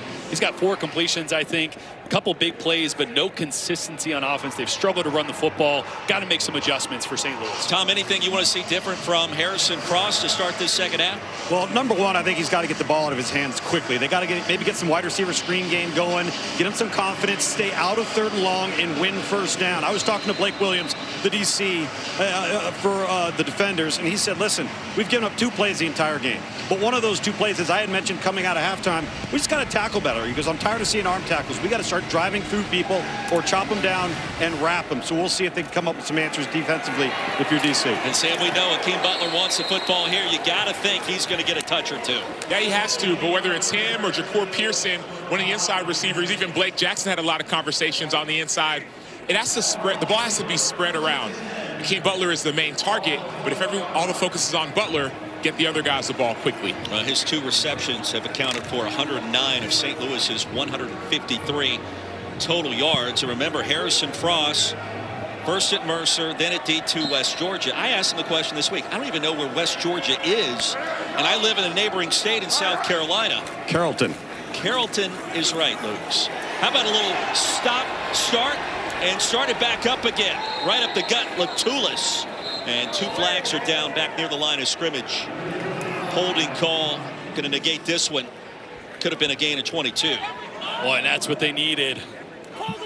63. We'll go 63. I write him at him, point of attack. Previous spot. Yep. Holding number 63. Offense, 10-yard penalty. Going to be on Sincere Haynesworth. On the interior of that offensive line at left guard for St. Louis. See him right there, 63. Just gets that left hand on the shoulder pad of Joe Wallace. That's why Kevon Latulis was able to get north and south there. But they got to find ways to get 25. Latulis, the football. He's one of the faster players on the football field. You saw the speed there, but also easy throws or screens out of the backfield to him for Frost would go a long way as well. Instead of a gain of 22, it's 1st and 20. Shift the football back to the 11. Frost is going to be brought down in the end zone. Tripped up, and let's see where they spot it. Maxwell was able to get the tackle. His forward progress stopped outside of the goal line. And it is a safety. Devontae Maxwell out of Chattanooga, Valdosta, Georgia. And the 2 points awarded to DC. Yeah, it's a young quarterback that's just got to know you cannot retreat. The ball's got to come out quickly when you're in the shadow of your own goalpost. You cannot escape deep when you're that far backed up. He knows it, but it's just that gut reaction with Maxwell coming straight up the gut. Great move on right guard Spencer Rowland there. A little spin from Maxwell. And nowhere to go with the football quickly there for Frost. He knew the signal. Yep. Hands together above the helmet. Give him 2. And the lead extends to 10. Derek Roberson was the injured defender. 5 yards deep in the end zone and hopped up quickly. You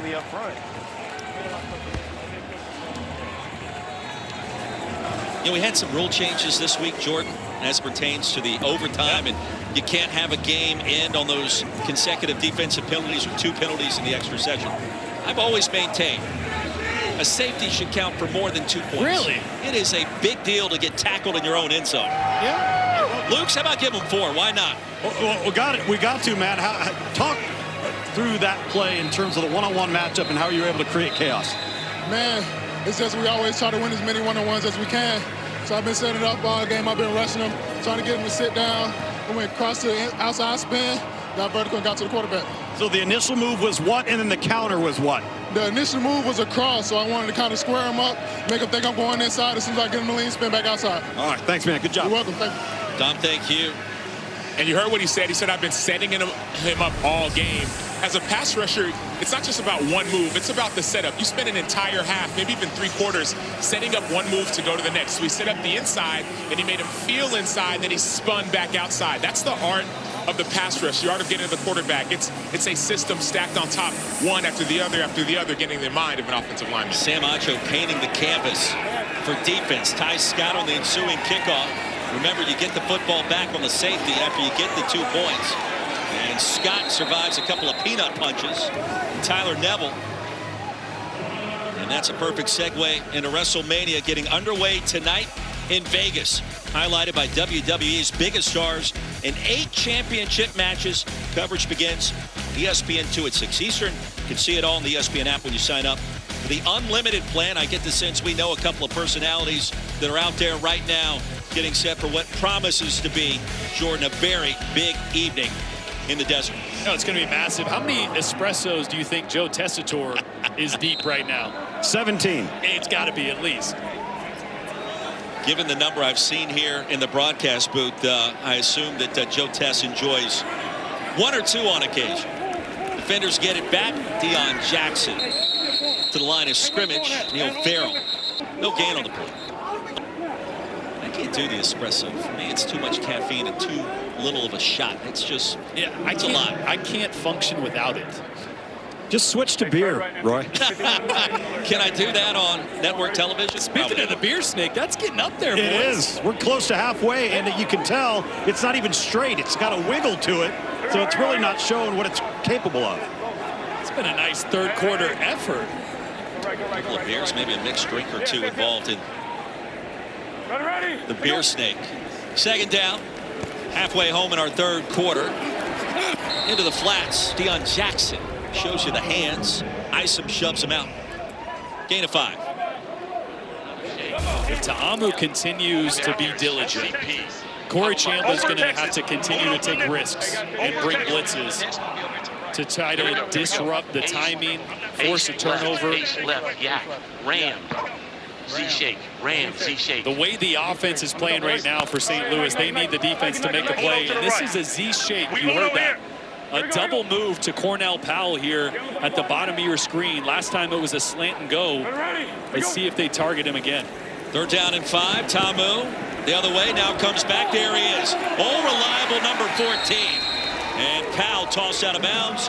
The drive begins there for DC. Isom in coverage. Well, it's a great adjustment, right? He's supposed to go deep at first, but coverage is way over the top. Tamu comes backside to that deep comeback, and Powell was all over it. Tamu on third down gets it done. Abram Smith back in and running back. DC in no hurry here. Leading by 10. Winner of this game vaults up to second place in the UFL in a tie with Dallas after the Renegades' first loss last night at Columbus. False start, number 15, False start will back up the defenders. QT, who scored the first touchdown of the game. Guilty party there at the wide receiver position. Orlando, the only undefeated team remaining at 3-0. Anthony Beck, of course, the head coach of the Storm this year, coming in as the former head coach at St. Louis. And the beer snake going to be extended here easily and quickly, Jordan. Pass that thing up and add it to the top. 1st and 15. Tamu, plenty of real estate. Scampers out of bounds at the 48. 1st and 15, a gain of nearly 9. Element to Jordan Tamu's game. It's always been there. It's seldom used now. Early in his career, he was a guy that they would dial up, 5 to 8 design quarterback runs a game. He can still hurt you with that. Now all Gators, it's going to be a quick game throw, so ball's going to have to come out quick here. Just looking for another easy completion against a soft zone. Tamu had 9 300-yard passing games in one season. That nearly would have been intercepted, and Powell diving to try to grab it. And coming in was Sean Fresh. That could have been 6 the other way. Yeah, it's a quick out route by Cornell Powell, and Fresh is all over it. Almost gets that right hand on it. Here comes field position, guys. Look where the ball's at, just short of the 50. So you got to convert this. If you don't, you get it over. You're going for it. UFL rules in 2026. Once you cross midfield, you can't punt, which means you either have to attempt a field goal or go for it. This was under 2 minutes to play in the half of the game, and the pass incomplete. Well, Smith never turned around. Travis Feeney was right in the kitchen of Jordan Tamu. Yeah, they're going to blitz off the left side right here and right here. So Jordan Tamu's going to be hot. Abram Smith has got to see that. I guess just the one guy came, but he's got to see that guy, knowing the protection, and get his eyes to Jordan Tamu quicker. He's got to know if that guy off the edge comes, because we're sliding to the right and I'm on the left, I got to be ready for a very quick throw for my quarterback and just not on the same page there. Fresh back deep to receive this punt from Paxton Brooks. Under 5 to go in our 3rd quarter. BC extending its lead after that last safety. St. Louis still in it. The fair catch made at the 15 after a punt of 37. 22-12 our score. The UFL will continue after these messages and a word from our ABC stations. Everything I am. This year's NFL Draft is in Pittsburgh. The 3-day event begins next Thursday, 8 Eastern. Every pick is on ESPN, along with the usual expert analysis. ABC's coverage will focus on the prospect's journey to the draft, and coverage is also available on the NFL Network. Michael Pratt, former 7th-round draft pick by Green Bay just 2 years ago, and the backup quarterback here in the UFL right now. Sam Acho with Michael Pratt downstairs. I'm here with Michael Pratt. And Michael, we want to hear the play call, but also we want to hear what you think is going to happen on the play. And so, do you have a microphone in? Headphones in? Oh, this one from here, so let's see. Okay. Over the left edge, Kylan James back on the field. A good gain on 1st down. So apparently the first play was called out of timeout, but now we're going to listen to the play and then allow Michael to walk us through what you expect. San Fran punch. San Fran, well, I'm not going to tell you the play call, but power basically right here with the running back. Is there any option on this power play? If we get pressure, we can throw the screen, but that's kind of a pre-snap indicator. Jackson the win in motion, and James going to be bottled up. He's going to lose yardage on 2nd down. And FYI, we're hearing the play as you're hearing the play too. Hey, R1's cramping, or theirs is? Or theirs? So as you hear it, Michael, the fans at home hear it. So we're all hearing the same thing.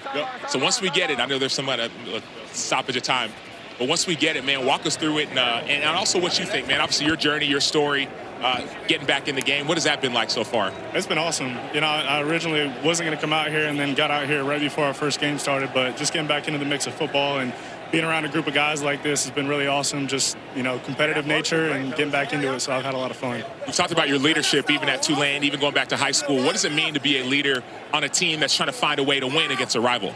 Yeah, no, I think the leadership aspect is super important, especially in this league, because you get so little time. You know, there's not a whole offseason for it. But I think the biggest thing with leadership in general is just the relationships. And I think with our team specifically, I mean, I wasn't even here for camp, but just from what I've seen since I've been here for the past 4.5 weeks is like this team's gelled really well together. And I think you've seen that in the late quarter fights that we've been in, where we've been able to play 4 quarters of football and come back and do some really good things in the fourth quarter. So that's one thing I know about this team is we're not going to quit. Awesome. All right, so now we're going to get back to the plays. We're going to hear it. You're going to hear it as well. 14 mesh. 880, 14 mesh. But I'd rather if it's so press 14 man. Mesh, 880. Yeah, 880 is just a protection, but we got. But it's to the field. Basically, fade stops on the outside, so those are really pre-snap. If we're getting off coverage, we can take it. If it's press, they'll convert, and then mesh on the inside is just, you know, it's 3rd and short. We're trying to get rubs, trying to get man coverage right here, and we'll work the mesh. 3rd down and 5. Bryce Thompson was the injured defender up under his own power. That's a good sign. We're going to seal it right here with Tyler and then still work the one-on-one. Here comes the pressure right up the gut. Battlehawks get it blocked underneath. Pearson is drilled, and the pass is incomplete. Well, Pearson thought he could grab it. Echo Boydo laid the lumber. That was a really good job by Frost of adjusting the protection, bringing his tight end. But just nothing there. You see him getting late to Ja'Cour Pearson. That ball would love to be completed over the middle around the hash marks. But just really good coverage across the board from DC. And now 5 straight 3rd down stops for the defenders defensively. Kiki QT back deep to receive for DC. Ryan Sanborn, St. Louis punter. Battlehawks down 10. Closing moments of our 3rd quarter. QT. Little momentum, still on his feet, wiggles away. And out of bounds near the 45. Nifty return after a punt of 58. A return of 23 and the missed tackle by Tyler Neville. We talked about the standings. The winner of this one, Jordan, moves into that 2nd place tie with Dallas, who lost last night at Columbus. Yeah, and remember, it's a long season, but the top 4 teams, there's no conferences, top 4 will go to the playoffs. And if you look at the teams like Birmingham and Louisville that are 1-2 and 1-3, those are good football teams that are better than their record. So this is a massive game to stay ahead of that middle pack, knowing you got to be in the top 4 when it's all said and done. Shannon Harris's team now with their best starting field position at their own 45. It's a 10-point advantage, trying to exact revenge off of what happened in week 1 at the Dome. The Battlehawks won that one 16-10.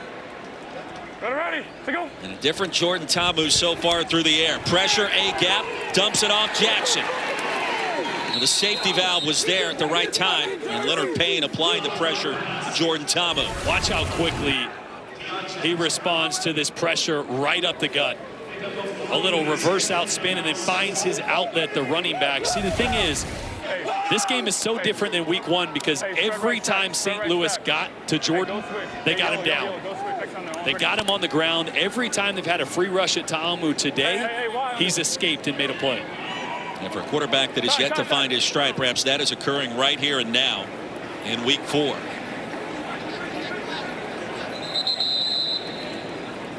Timeout, DC. DC has called their first charge timeout and a half. And the defenders now with 2 timeouts remaining.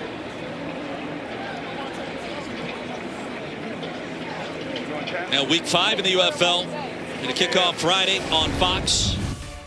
The Stallions will host DC. Then St. Louis and Orlando meet Saturday at 7 Eastern over on ESPN. Then Sunday an ABC doubleheader, starting with Columbus and Houston at noon, followed by Louisville and Dallas at 3. And Jordan Ta'amu has been the story for this DC offense thus far. Yeah, he's taking the easy throws when they're there. This one to the corner to QT was a dime for the touchdown.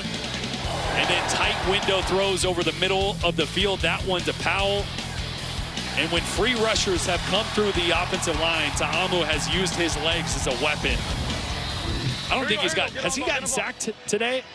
It's been brought down maybe one time that I can remember. That's it, a totally different story. There's 4 or 5 that very easily could have been sacks or big negative plays that he's got him out of with his legs. He's been crafty. 2nd down and 7 after the timeout. Cornell Powell lines up in the slot. That's been his favorite target. And Tamu looking the other way. He's going to run for it. No slide down near midfield. A little bit of contact afterwards. No flag yet. Travis Feeney trying to rope him down from behind after he'd already contacted the turf, giving himself up.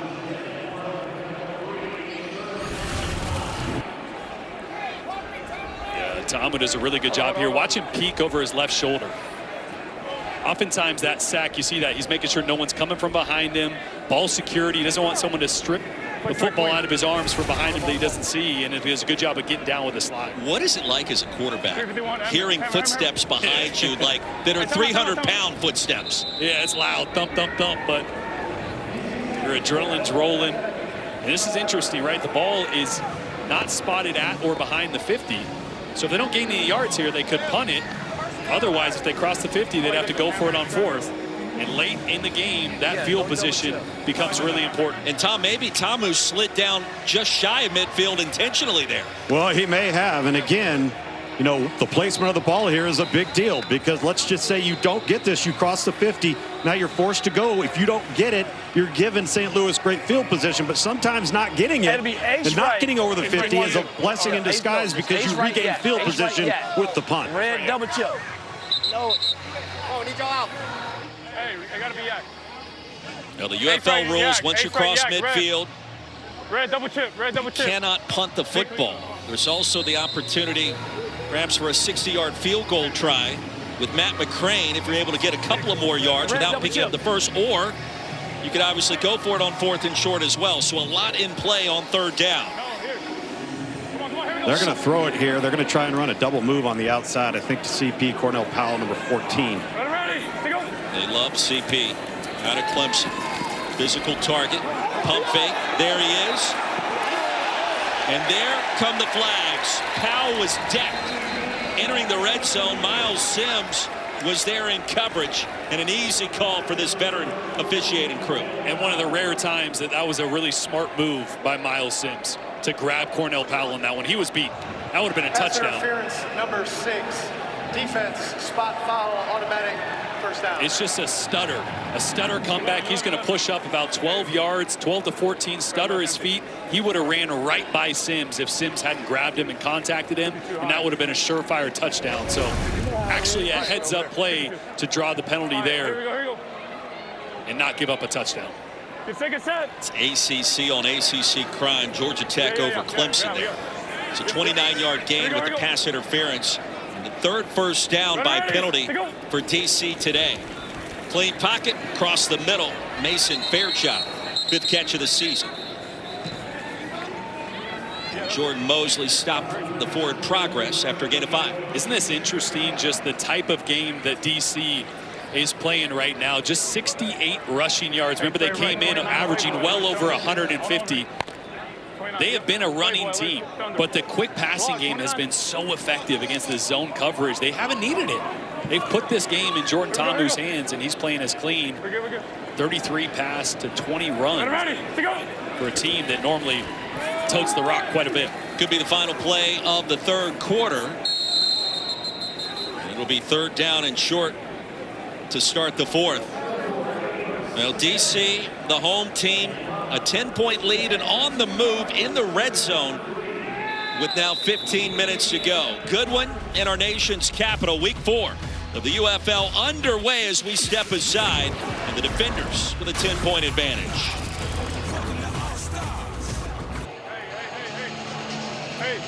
Beer Snake being formulated 15 minutes ago here in the district. A 10-point advantage for DC. Audi Field, the place to be, week 4 of this UFL season.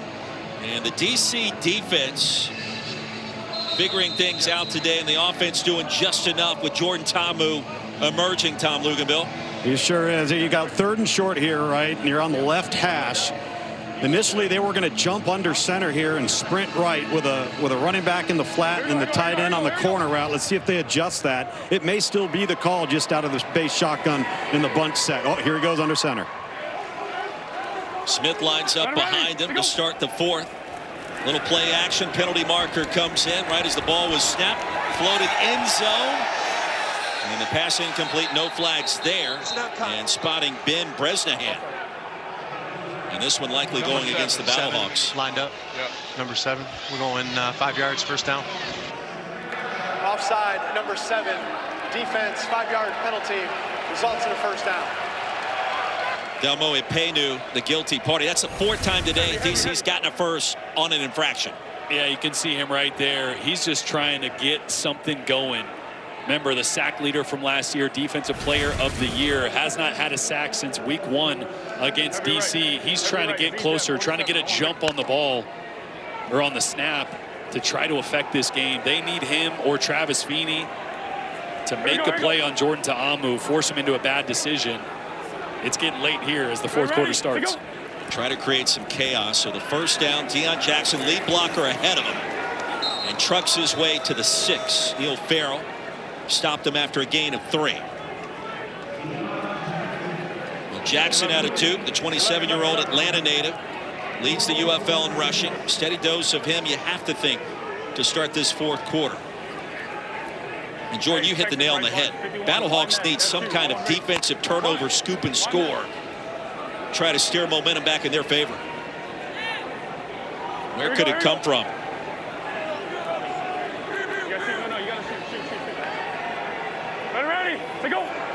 Bunch set to the right. Ta'amu looking for Jackson on the 5-yard out. The pass incomplete, and he heard footsteps. Boy, once again, the blitz is going to force Ta'amu to be hot. His quick outlet is the running back and just puts it a foot too far out in front. We're always taught for running backs, you want to put it on their body, right? Because that's a weird angle, them looking back over their shoulder, running flat away from the ball, just a hair too far out in front. Otherwise, that would have been a walk-in touchdown. Jackson does have good hands, too. 3rd down and goal. Ta'amu's been at his best on this down today. 64% on 3rd thus far. Ta'amu going to buy some time. Ta'amu thinking about running. Back corner incomplete. As Ukanma got his fingertips on it. Couldn't do anything with it on the fastball. Yeah, it's really good coverage across the board. All these receivers initially covered up. Ta'amu's going to scramble to his right as pressure comes across his face. And just a little high. The ball had to be there, though. Miles Sims in coverage is right on the back hip of Ezukanma. That's what St. Louis needed. Remember, the UFL rules, you can score a touchdown for 6 points and go for a 3-point conversion. So you can get 9 points with 1 possession. So there's a lot of ways to get back in the game quickly here in the UFL in the 4th quarter. 25-12 after the 23-yard field goal from Matt McCrane. The UFL will continue after these messages and a word from our ABC stations.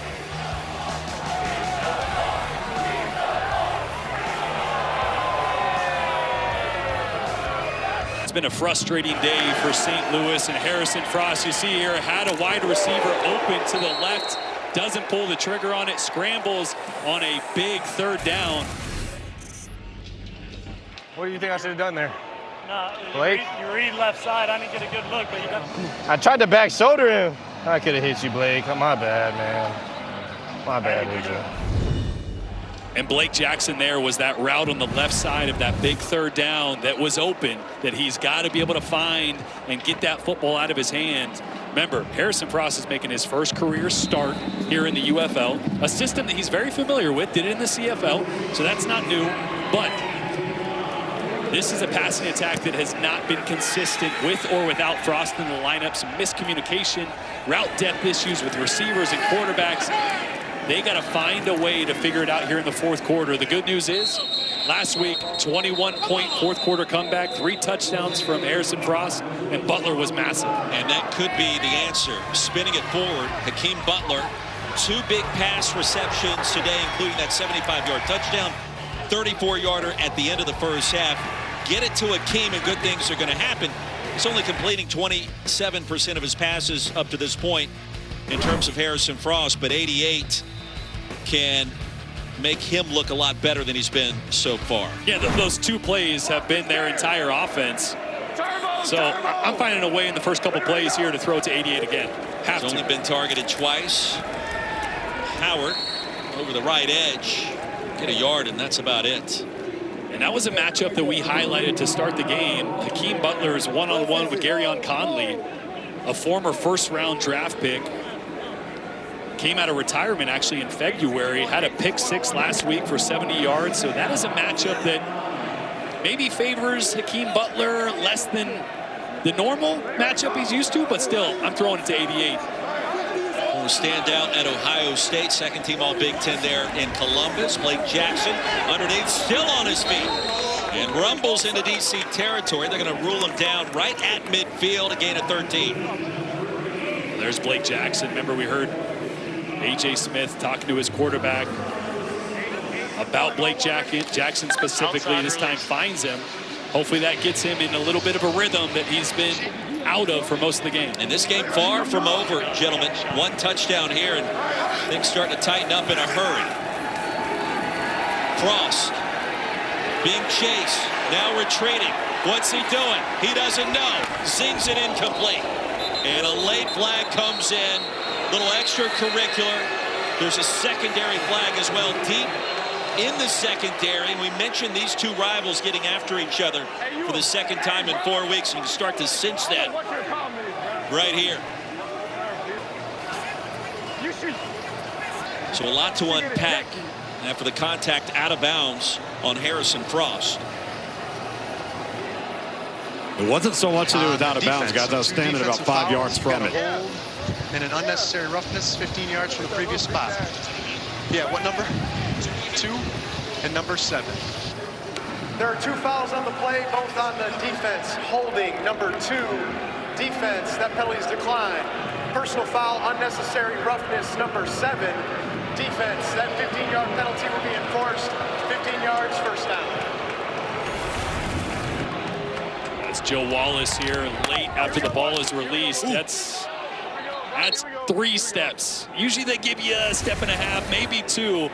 That was 3 big steps from the 300-pounder. Lukes, what did that sound like down there? Not good. I'll tell you right. You know what's interesting, though? And I don't know how Jordan feels, but I always felt that the ones that looked the worst never felt the worst. But then something that looks benign, you're literally wincing on the ground and can barely get up. It's so interesting how that looks and how it feels and the different disparity. Jarvion Howard in at running back from Alcorn State. 4 wide receivers set. They'll set up the screen. Howard has got the hair flowing and jumping ahead for the first down. They'll move the chains on the front door of the red zone. Well, he hits that secondary gear, and look out. Yeah, nice easy play call. A great block by McBride there on the outside. Receiver blocking has been one of the better parts of the St. Louis offense. Remember, Ja'Cour Pearson had the big block. Been freed Hakeem Butler for the big play. We're good. Kick right. You mean the 5'7" piece at 182 pounds, leading the charge for 6'6", 242. That was one way to do it. Howard to the edge. There's the speed and a first down. Still on his feet. It'll be 1st and goal for St. Louis and a chance to get right back in this game. Yeah, he had tricks to the left. 3 receivers and all linebackers bumped over to the left. So there's only one guy to beat here. If you beat that defensive end, there's nobody left there with flat contain. And the best rush of the night or the day so far for St. Louis, Jarvion Howard. This is a drive. This is the drive they needed. There's still a lot of time in this game. Down just 13 points. And St. Louis showing some life. Jordan, I just mentioned the hair. I think they tugged the hair there. The assist on the tackle. That's fair game, though. It's a gain of 18. It is part of the body. Longest run of the game for St. Louis. 1st down and goal. Who wants it here? Latulis gets it. Latulis. Oh, a nasty stiff arm. Get out of here. And the touchdown. Deontay Anderson on the wrong end of that delivery.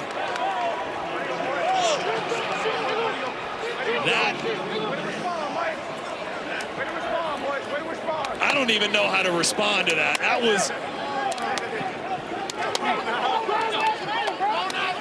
Kevon Latulis is normally the slasher, the athletic back, but watch the strength here with the right arm on Deontay Anderson. Get your weight up, boy. Weight room's that way. That is an unbelievable singular effort there from Latulis. And the exclamation point on the best drive of this game for St. Louis by far. 25-18, they'll go for the one-point conversion. And Tucker McCann from 33 buries it. And it's things like this that give you life, that give you energy, that St. Louis is so desperately needed. Oh my, that is disrespectful. Deontay Anderson's mom is feeling real bad right now. She doesn't want to watch her son. Oh, I mean, it got personal in a hurry. And he was feeling it afterwards. Sam, what is he saying down there? I'm here with Kevon Latulis. We're watching the replay. When you see a stiff arm like that, what goes through your mind? Baby food, you know what I mean? Baby food, you know. We came out here to ball, and that's what we're going to do, you know. Shout out God first. Shout out my O-line. They've been doing an incredible job all day. Shout out the coaches for the great play calls, and shout out to my other teammates for doing their job, you know. I got to go. Love y'all. He's got to go on kickoff team. I'm not even sure what baby food means. Sam, what is that? So I was on the sideline right there. Everybody's doing a little like, hey, man, that's like my son, like my little kid, like baby food, man. I'm dealing with little children, right? Like little stiff arm for a little child. So that's what baby food means on the sideline, man. Something light work. You mentioned it, straight disrespect. Disrespectful. In the meantime, the Battlehawks are back in it on the road. 10 minutes to play. We got a ton of time left in this. That wasn't even a misdemeanor of a stiff arm. That was a felony of a stiff arm. Off the bounce, Ty Scott's going to bring it back to the 35. Late flag comes in, and these rivals, you go back to last year in the conference championship, basically the semifinals before the title affair, and Jordan Ta'amu in the dome, the long completion. Here comes DC getting it done, and boy, they did get it done in a major way, 36-18, and it's gotten chippy over the years between these two. We've seen that at times today, including that last drive. And remember, up until that playoff game, it had been a lopsided rivalry in favor of the Battlehawks. They were 4-1 up to that point in regular season, and DC obviously got the better of them, went on to win the championship. And like we've said, week 1, St. Louis beat a pitcher's duel, beat DC in a pitcher's duel, 16-10, low-scoring game. We got some fireworks here, though, in the rematch with a lot on the line as the top teams start to separate themselves here in the UFL. What does Corey Chambliss, defensive play caller for the Battlehawks, want to dial up? He's got 6 in the box. DC, just a 6-point lead. Ta'amu, Bresnahan, and gets across the 40. So the winner of this game, sole possession, check that, in a tie for second place with Dallas. They would be 3-1 at that point. In sole possession in first place, Orlando and Anthony Beck's team remains undefeated at 3-0. And again, I said it earlier, Columbus just got their first win over Dallas, who looked like the best team in the UFL by far. So this is a very balanced league. There is a ton of talent with Birmingham, with Louisville, with Columbus, even with Houston figuring some things out. You have to start to separate yourself early because injuries and the grind of the spring league start to take its toll late. So this is a massive game with implications because remember, the top 4 go to the playoffs when it's all said and done. It's so interesting too because it feels like DC should be ahead by multiple scores, and right now it's just a 6-point affair. And credit St. Louis, they've been a second half team this year. They've hung in there and they found a way to score on that last drive. And that's a credit to Ricky Prohl and in his first time as a head coach, what he's built here, the culture he's built, because they're never out of it. Even when it looks like they are. 21-point fourth quarter comeback last week. Coming back, starting to figure things out here in the fourth quarter today. So this is a team that if you give them a chance, they're going to stick around, and they are really talented to back it up. 9:32 to go. Ricky Prohl very emotional in that first win in his head coaching career there at the Dome back in week 1. What would he be like today if they complete a comeback here? Sean Fresh was the injured Battlehawk, and he now is on the sidelines for St. Louis. And after all that, 2nd down and 4. First catch of the day for Bresnahan moments ago. Ta'amu's going to keep it. That was crafty. Where was the football? Ta'amu still on his feet. Dragged down shy of the plus 40. And a gain of 19. And just a little zone read. That end man, the line of scrimmage, crashes down with his eyes on the running back. Ta'amu sees the opening. He uses the athleticism and then, slips a little tackle there. Such a good play call, too. I mean, the way that St. Louis has chosen to defend D.C. They want to stop anything between the tackles. They have not defended anything on the perimeter to either side of the football. And then you add an extra runner and an extra blocker with quarterback run. Really nice by Fred Keiss, the offensive coordinator. Fred Keiss in bounce-back mode after that Week 1 setback. Azukama stays in bounds, gains a couple of extra yards, and shoved out just shy of first down yardage, it appears. A good gain on first, and DC on the move again. The 6-point advantage. This is where the veteran Jordan Ta'amu has to play like a veteran. You look at the scoreboard, it's a one-score game. He's thrown 4 interceptions this year already because he's forced the football. You don't need to force the football. The way you're running it right now, keep making smart decisions. And don't let St. Louis back in this game. He had 4 picks all of last season, to your point. Azukama going to pick up the first down. For the play calling creative here by Fred Keiss, and now approaching 8 minutes to go. Hey, train Halo, Tallahassee Field. Can we get Braylon there? Train Halo, Tallahassee Field. Bray, can we get Braylon on the other side? Bray, go to the other side. There we go. That's all right. Toledo right. Y in. Lion X shape. Toledo right. Y in. Lion X shape. He was trying to get Braylon Sanders on the double move side. It's going to be Ty Scott with a double move at the top of your screen. If Ta'amu likes the matchup, I don't think he will. Oh, they blitzed. Here comes the pressure. There goes the throw. End zone and incomplete. Little hand fighting with Ty Scott and Taylor Hawkins down there. Yes, you're going to see the corner come off this side, which means you got a one-on-one matchup as that safety tries to get over the top of Scott. So the double move turns into just a go route because of the adjustment, and just no room to throw the football. Did have Cornell Powell over the middle of the field, but that's tough for a quarterback. You see the blitz, it takes your eyes to the left. You have a double move already over there. Don't blame him for not seeing his second read over the middle of the field on that one. Smith, the running back, he'll get the handoff. And into a sea of humanity, stopped at the 21. Third down from there. Jordan on that last play, Shannon Harris, head coach of DC, not happy with Ty Scott because I think Ty Scott got caught not understanding, am I hot here? Do I shut it down? Or do I work downfield? So he wasn't running full speed, didn't give the quarterback an option. You got to pick one for the quarterback, right? Can't make him operate in indecision or in a gray area. And a big third down here for the St. Louis defense. Crunch time for DC. Battlehawks going to show pressure. Here they come. Ta'amu buys a little bit of time, sidesteps, floats it out of bounds. So 4th down and now decision time, because a field goal would make it a 9-point game and still technically a 1-possession affair. Yeah, and again, a cover 0 blitz, bringing everybody who was defensive coordinator Corey Chamblin. That's been his go-to on third downs. I've been surprised just how much he's been willing to roll the dice, bring 0 pressure, but it continually pays off. With Ta'amu having to scramble there and just throw the football away. Remember, after you score a touchdown, a chance to go for 1, 2, or 3. So a field goal from 39 yards out here by Matt McCrane. St. Louis still within striking distance. McCrane connects 28-19 as we step aside here in DC.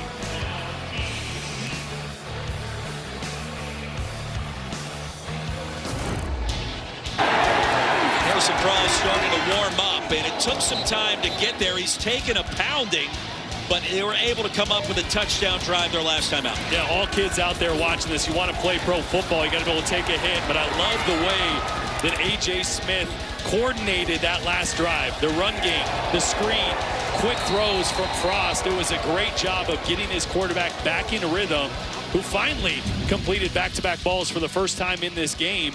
Starting to see some life from this Battlehawks offense. Still a 1-possession affair for Ricky Prohl's club, and A.J. Smith back to the drawing board. Harrison Frost completed 3 of his first 13 passing attempts today. Is now 3 for his last 4.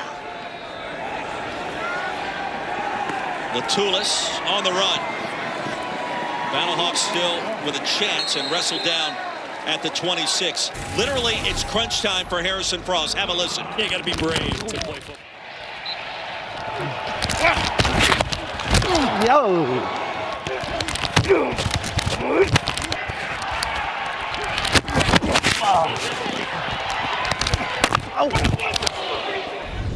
Last one's going to haunt my nightmares for the next 7 days. That was brutal. You just hear the Is that what they mean when they say it's crunch time? Yep. Yes. Sam, you hit the nail on the head. Howard, the Red Sea parted. Literally, and there he goes. Jarvion Howard all the way to the 21-yard line. DeAndre Baker prevented the touchdown. St. Louis with a gain of 50. Boy, great block by Spencer Roll in the right guard, just sealing the 3-tech. Maxwell, and that is life. That is what energy does. That's what that last drive brings, some hope and some belief back into this offense. Jarvion Howard with a massive run.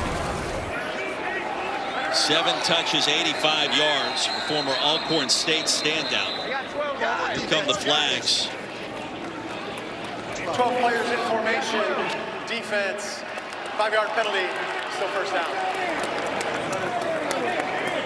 So here's what we were talking about. They're going to get a bonus 5. You got a chance with 1 touchdown to score 9 points, and that comes with the 3-point conversion, which has to be executed from the 8-yard line. If you get that after the touchdown, you get 9, and we would have a tie game. And I think they would do that, right? Because a touchdown would get you to 25. You're down 3. You're down a field goal.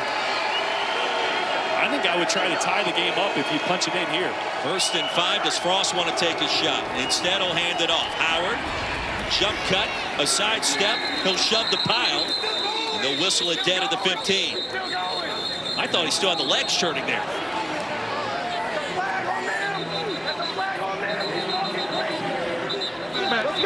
Derek Roberson, the defensive end for DC, has been talking some trash down there. He was involved in a big hit on Harrison Frost earlier in the game, running his mouth, and the emotions are going now with Michael Pratt, the backup quarterback, in the game. He's their runner. He is, but it hasn't been great when they've tried to get him on the field. James, the running back. Pratt's going to keep it to the edge. He'll have the first down. Well, solid effort that time. 1st and goal for St. Louis. They're also protecting Harrison Frost there from absorbing another big collision.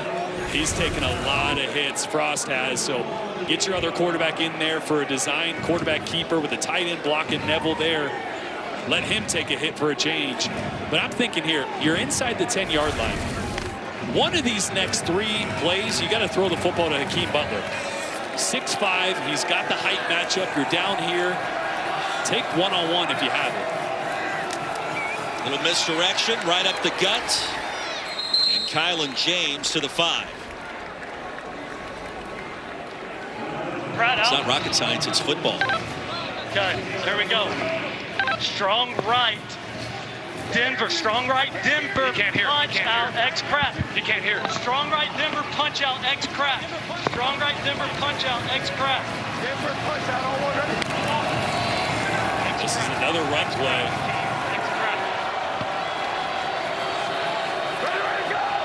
Four straight runs on this possession. Movement on the left side. You gotta focus, boys. You gotta focus. Hainsworth got a little jumpy. Number 63, offense, 5-yard penalty.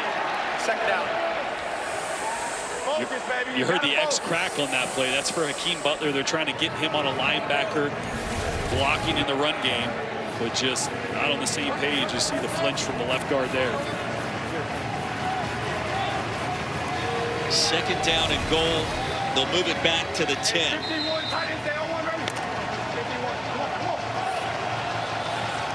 Big moments late in DC. Who wants it? Butler's only been targeted twice today. He's come up clutch both times. Now a 3rd, and it's incomplete. To the front pylon. Hearn in coverage. 3rd and goal. It's the right throw for the coverage that Frost saw, but you got a 6'5" receiver. Instead of throwing that on a line, trying to hit the back shoulder, put a little more air on it. So at worst, it's a jump ball for your 6'5" receiver. Can't let that one get thrown out of bounds when you got the one-on-one matchup you're looking for. Bob Marley, go. Trips right up, Bob Marley, 860. 10 seconds. Battlehawks with their full complement of timeouts here. That could factor in on 4th down.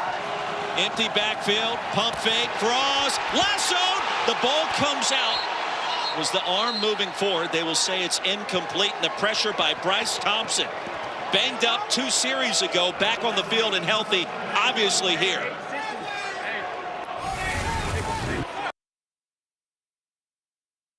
You see there Bryce Thompson. Frost nearly gets away and just trying to get rid of the football.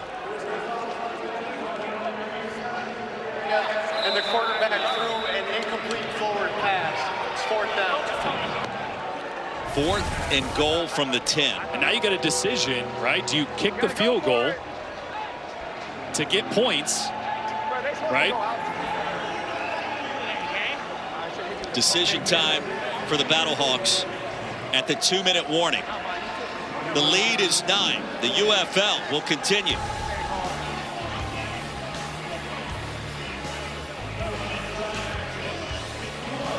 And in mid-sentence, they may adjust the timing here with 2 minutes remaining in the game, and let's see. You know, this is important if they do add a couple of seconds, because you're talking about the idea of perhaps preserving a timeout, and Shannon Harris calling his team over. And that would be if you're inclined to call one. 2-minute warning is here officially. The lead is 9. 4th and goal coming up. The UFL will continue after these messages and a word from our ABC stations.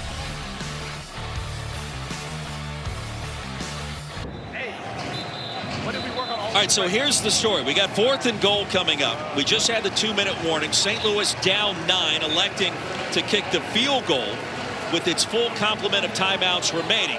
The question is, if you make this field goal, what happens in terms of an onside kicker going for it on 4th and 12 to try to get the football back, even though you have the full complement of timeouts. 28-yard field goal first. Tucker McCann, the kicker, just 1 miss this season, has been solid today from 51 and 26 thus far. This is closer than an extra point. And from the middle of the field, McCann makes it a 6-point affair. And remember, the UFL rules, once you score, you can elect to go for it on 4th and 12 from your own 28 to maintain possession and get the football back, as opposed to the conventional onside kick. Yeah, I think they're going to kick it away here and traditionally use those 3 timeouts. But I would argue maybe you give yourself an extra opportunity if you go for it on 4th and 12, right? If you pick it up, now you got 3 timeouts, you're down 6. If you don't pick it up, you still have to stop them, right? A first down for DC wins it, and it's over with your timeouts. If you hold them to a field goal, you're still only down 9, 1 score. And you still have a chance. So you're giving yourself maybe 2 opportunities. Although I know it's a 4th and 12. But that's just something that, you know, the unique rule of the UFL that you could think of right now. But they're going to play this traditionally, like normal football rules. Kick it off and try to use their 3 timeouts and hope DC doesn't pick up a first down. And Tom, you mentioned during the break you agree with this logic because you've got the 3 timeouts. Play old school field position here. Old school field position. Let's not forget the one thing St. Louis has done a really nice job of is stopping the run tackle to tackle. Yep. And if you feel confident, you're going to be able to do that. Now, what we've seen from DC is be able to attack the perimeter for chunk yardage. So you're going to have to cover the width of the field. But I like where St. Louis is at right here. Sanborn sends the wobbler into the landing zone, and retreating Zukama hit hard and hammered at the 15. Sam Acho, you got to think that St. Louis is going to be very aggressive here with the timeouts on defense. Yeah, I've been on the sideline and listened to Coach Chamberlain talk to the defense even before the 2-minute timeout, saying, hey, guys, we got to step up. We do all that we do for these last 2 minutes. That's what you have the mentality as a defensive player. You live for this. Look at number 91 on the defense. They live for this, the excitement, the joy, the passion. This is why you play the game as a defender. That was Damone Harris Sam was referring to. Meanwhile, that dirty kick pays dividends. You've got the football at your own 15, so outstanding field position, potentially, if the Battlehawks get a stop. Important for St. Louis. Don't be so focused on stopping the run that you get tunnel vision on the running back. Jordan Ta'amu could pull it out of the belly of the running back and hurt you with his legs. That's something you got to be aware of. Deion Jackson will flank Ta'amu in the backfield, the leading rusher in the UFL. As Ukama went in motion, he'll get the handoff over the left side, out of bounds. Isom ushered him out. Oh, what a mistake. And that will stop the clock.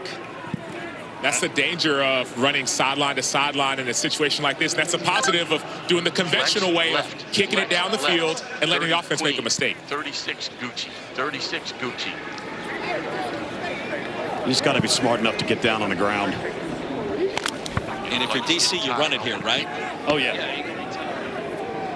Here we go. Clock stops. Now they'll run that same play to the other side, and I don't think so. Ezukama bottled up by A.J. Thomas, and here comes the timeout. Look, Tom mentioned it. They have not been able to run the football between the tackles, so I understand attacking the perimeter, but you just gave Ezukama a jet sweep to the other side. He's tired. You actually heard Shannon Harris in our headset say he's going to be tired. You give him another one to the opposite way. He just didn't have the juice, and St. Louis was all over it. Our sports betting analyst, Tyler Fulgham, joins us now, and this total has gone over the number here, Tyler. Yeah, the total has gone over, and you guys were talking about that decision to either kick the field goal or go for the touchdown as a defender's backer, -5.5. I'm glad Ricky Prohl opted for the field goal because that leaves it a 6-point advantage. If they had converted the touchdown, then St. Louis would be covering. So they got to hold them, still football left, but I like the decision as a defender's backer. Indeed, you do. The lead is 6, 3rd down and 8, and really the play of the game coming right now. Abram Smith checks back in at running back. What does Jordan Ta'amu want to do here? Battlehawks have stepped it up defensively. The same play again. They'll hit the X button. Ezukama, no! And St. Louis was ready. It was Jordan Williams, the pick six last week, snips it out this week, and the Battlehawks will get the football back. I'm really surprised they went back to this play. That's 3 straight jet sweeps to Ezukama, and St. Louis was never fooled. That shows you how much respect DC has for the interior defensive line of St. Louis. And that played perfectly into St. Louis's hands because that first one went out of bounds, so they maintain 1 timeout when they're going to get the ball back in 1:34. That's an eternity. Sean Fresh back deep to receive. Battlehawks now have 1 timeout remaining. That could not have gone better for Ricky Prohl's team in that sequence. Absolutely. And now, if you're A.J. Smith, you're getting with your young quarterback, Harrison Frost. You're saying, hey, what are 1 or 2 things that you really like right now? What are 1 or 2 things that you're seeing really well? You want to give him passing concepts that he's comfortable with because it has been an up and down day for him to this point. You need him at his best here. Flag came in late. And there goes Fresh to midfield. Let's check the penalty. 1:23 to go in a 6-point game. I'm working a foul. I got a hold by number 44 prior to the kick on the kicking team, number 44. Yeah, it's number 44. We're going to tack it on, grab and restrict, hold him away from the punter. Holding number 44, kicking team, 10-yard penalty. We get into the end of the play. Guys, DC is coming unraveled here. The holding penalty is going to put the football in plus territory after the outstanding return by Sean Fresh. Are we re-kicking or no? No, they're going to tack it on to the end of the run. Look, how are we going to call it all of a sudden? The 10 yards comes after the end of that run. They're going to move the football. It should be close to the 40. And now the best starting field position of this game for the Battlehawks. I will say, running the football is not completely off the table right now. You need to have some tempo. The run game was great for them the last couple drives. I do expect them to throw the football, but with a timeout, 1:23 on the 40-yard line, at a lot at your disposal. Frost wants to throw it. Frost steps aside, now straight ahead. Frost picks up the first down. Dives ahead inside the 30. Z out, 880, or 80, trips left, 80. H levels, the comeback kids on the move. They've been a second-half team all year. What about now? Harrison Frost, his first start in 4 years. On the deep slant and incomplete to McBride. Remember last week, Stephen McBride had that big touchdown. He hadn't had a catch yet. He might be the guy. Does Harrison Frost have some fourth quarter magic in him again? Very similar to last week, a bad start. He started 4 of 15 in this game. He's been much better in the second half. Second and 10. Is it Hakeem Butler time? It's been targeted just 3 occasions today. There's the pressure. Down goes Frost. Ball pops out. Darrell Johnson came up with it. And there's going to be a lot to unpack. And they're going to rule him down. Derek Roberson. Derek Roberson off the right side. They're sliding to the left. So you get nobody. A running back, Latula, is trying to come late to pick up Roberson. He's got no shot. And Frost never saw it coming. He felt it. You can see him drifting a little bit there, but it never had a chance because they were sliding the line to the left. Nobody on Roberson. Latulis tries to help. You're asking the back to cross the entire formation against the best pass rusher for DC. Well, that changes everything from 2nd and 10 now to 3rd and 21 with just 52 seconds to go. And no timeouts. Now the Battlehawks and Ricky Prohl have utilized their final timeout. Unable to challenge as well, which is pivotal. Second place at stake. The winner of this game will be in a tie with Dallas, right behind Orlando at the top of the UFL standings. What do you do now? Harrison Frost is going to hear footsteps. His first start in forever. Well, they're playing safety help over the top of Hakeem Butler. But you're going to go for it on 4th. If you don't pick it up here, one of these 2 plays has got to go to Hakeem Butler. I don't care if he's triple covered. We've seen what he can do in that scenario. They are playing safety over the top. But you got to find 88. What a game. And look at the soft zone coverage. This, to me now, just get the ball out of your hands quickly. See if you can get a catch and run to set up a better 4th down situation. Jackson in motion. And all the room at the top of your screen. Cross retreating. Now looking. Directing traffic. Heaves one. Triple coverage. Intercepted at the 5 by Sam Kidd. And DC's going to hold on. First turnover of the game. The defenders find a way.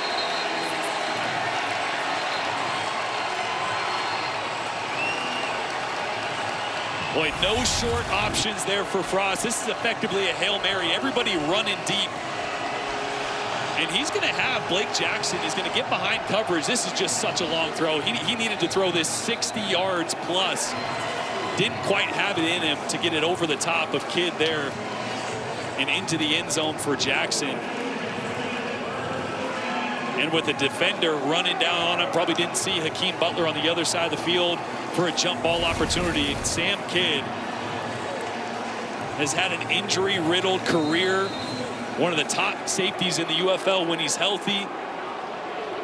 And close this one out for DC in front of the home crowd. And Tommy played right down the road at JMU, his 3rd year with the organization. You mentioned some of the injuries, Jordan. What a comeback for Sam Kidd in a big moment here in our nation's capital. Sometimes guys are just football players, right? There's going to be somebody taller, somebody faster, maybe somebody more flexible. But when you pause the tape, Sam Kidd is always in the pile. 28-22. And DC improves to 3-1. In a tie, the UFL standings for 2nd place with the Dallas Renegades. It was a roller coaster ride, as this entire UFL season has been thus far this spring. You never know. A pair of competitors meeting at midfield. 28-22, our final score. For Jordan Rogers, Sam Acho, and Tom Luganbill, I'm Roy Philpott. Thanks for watching the UFL. Up next on ABC, let's get you to Fort Worth, Texas for the NCAA Gymnastics Championship.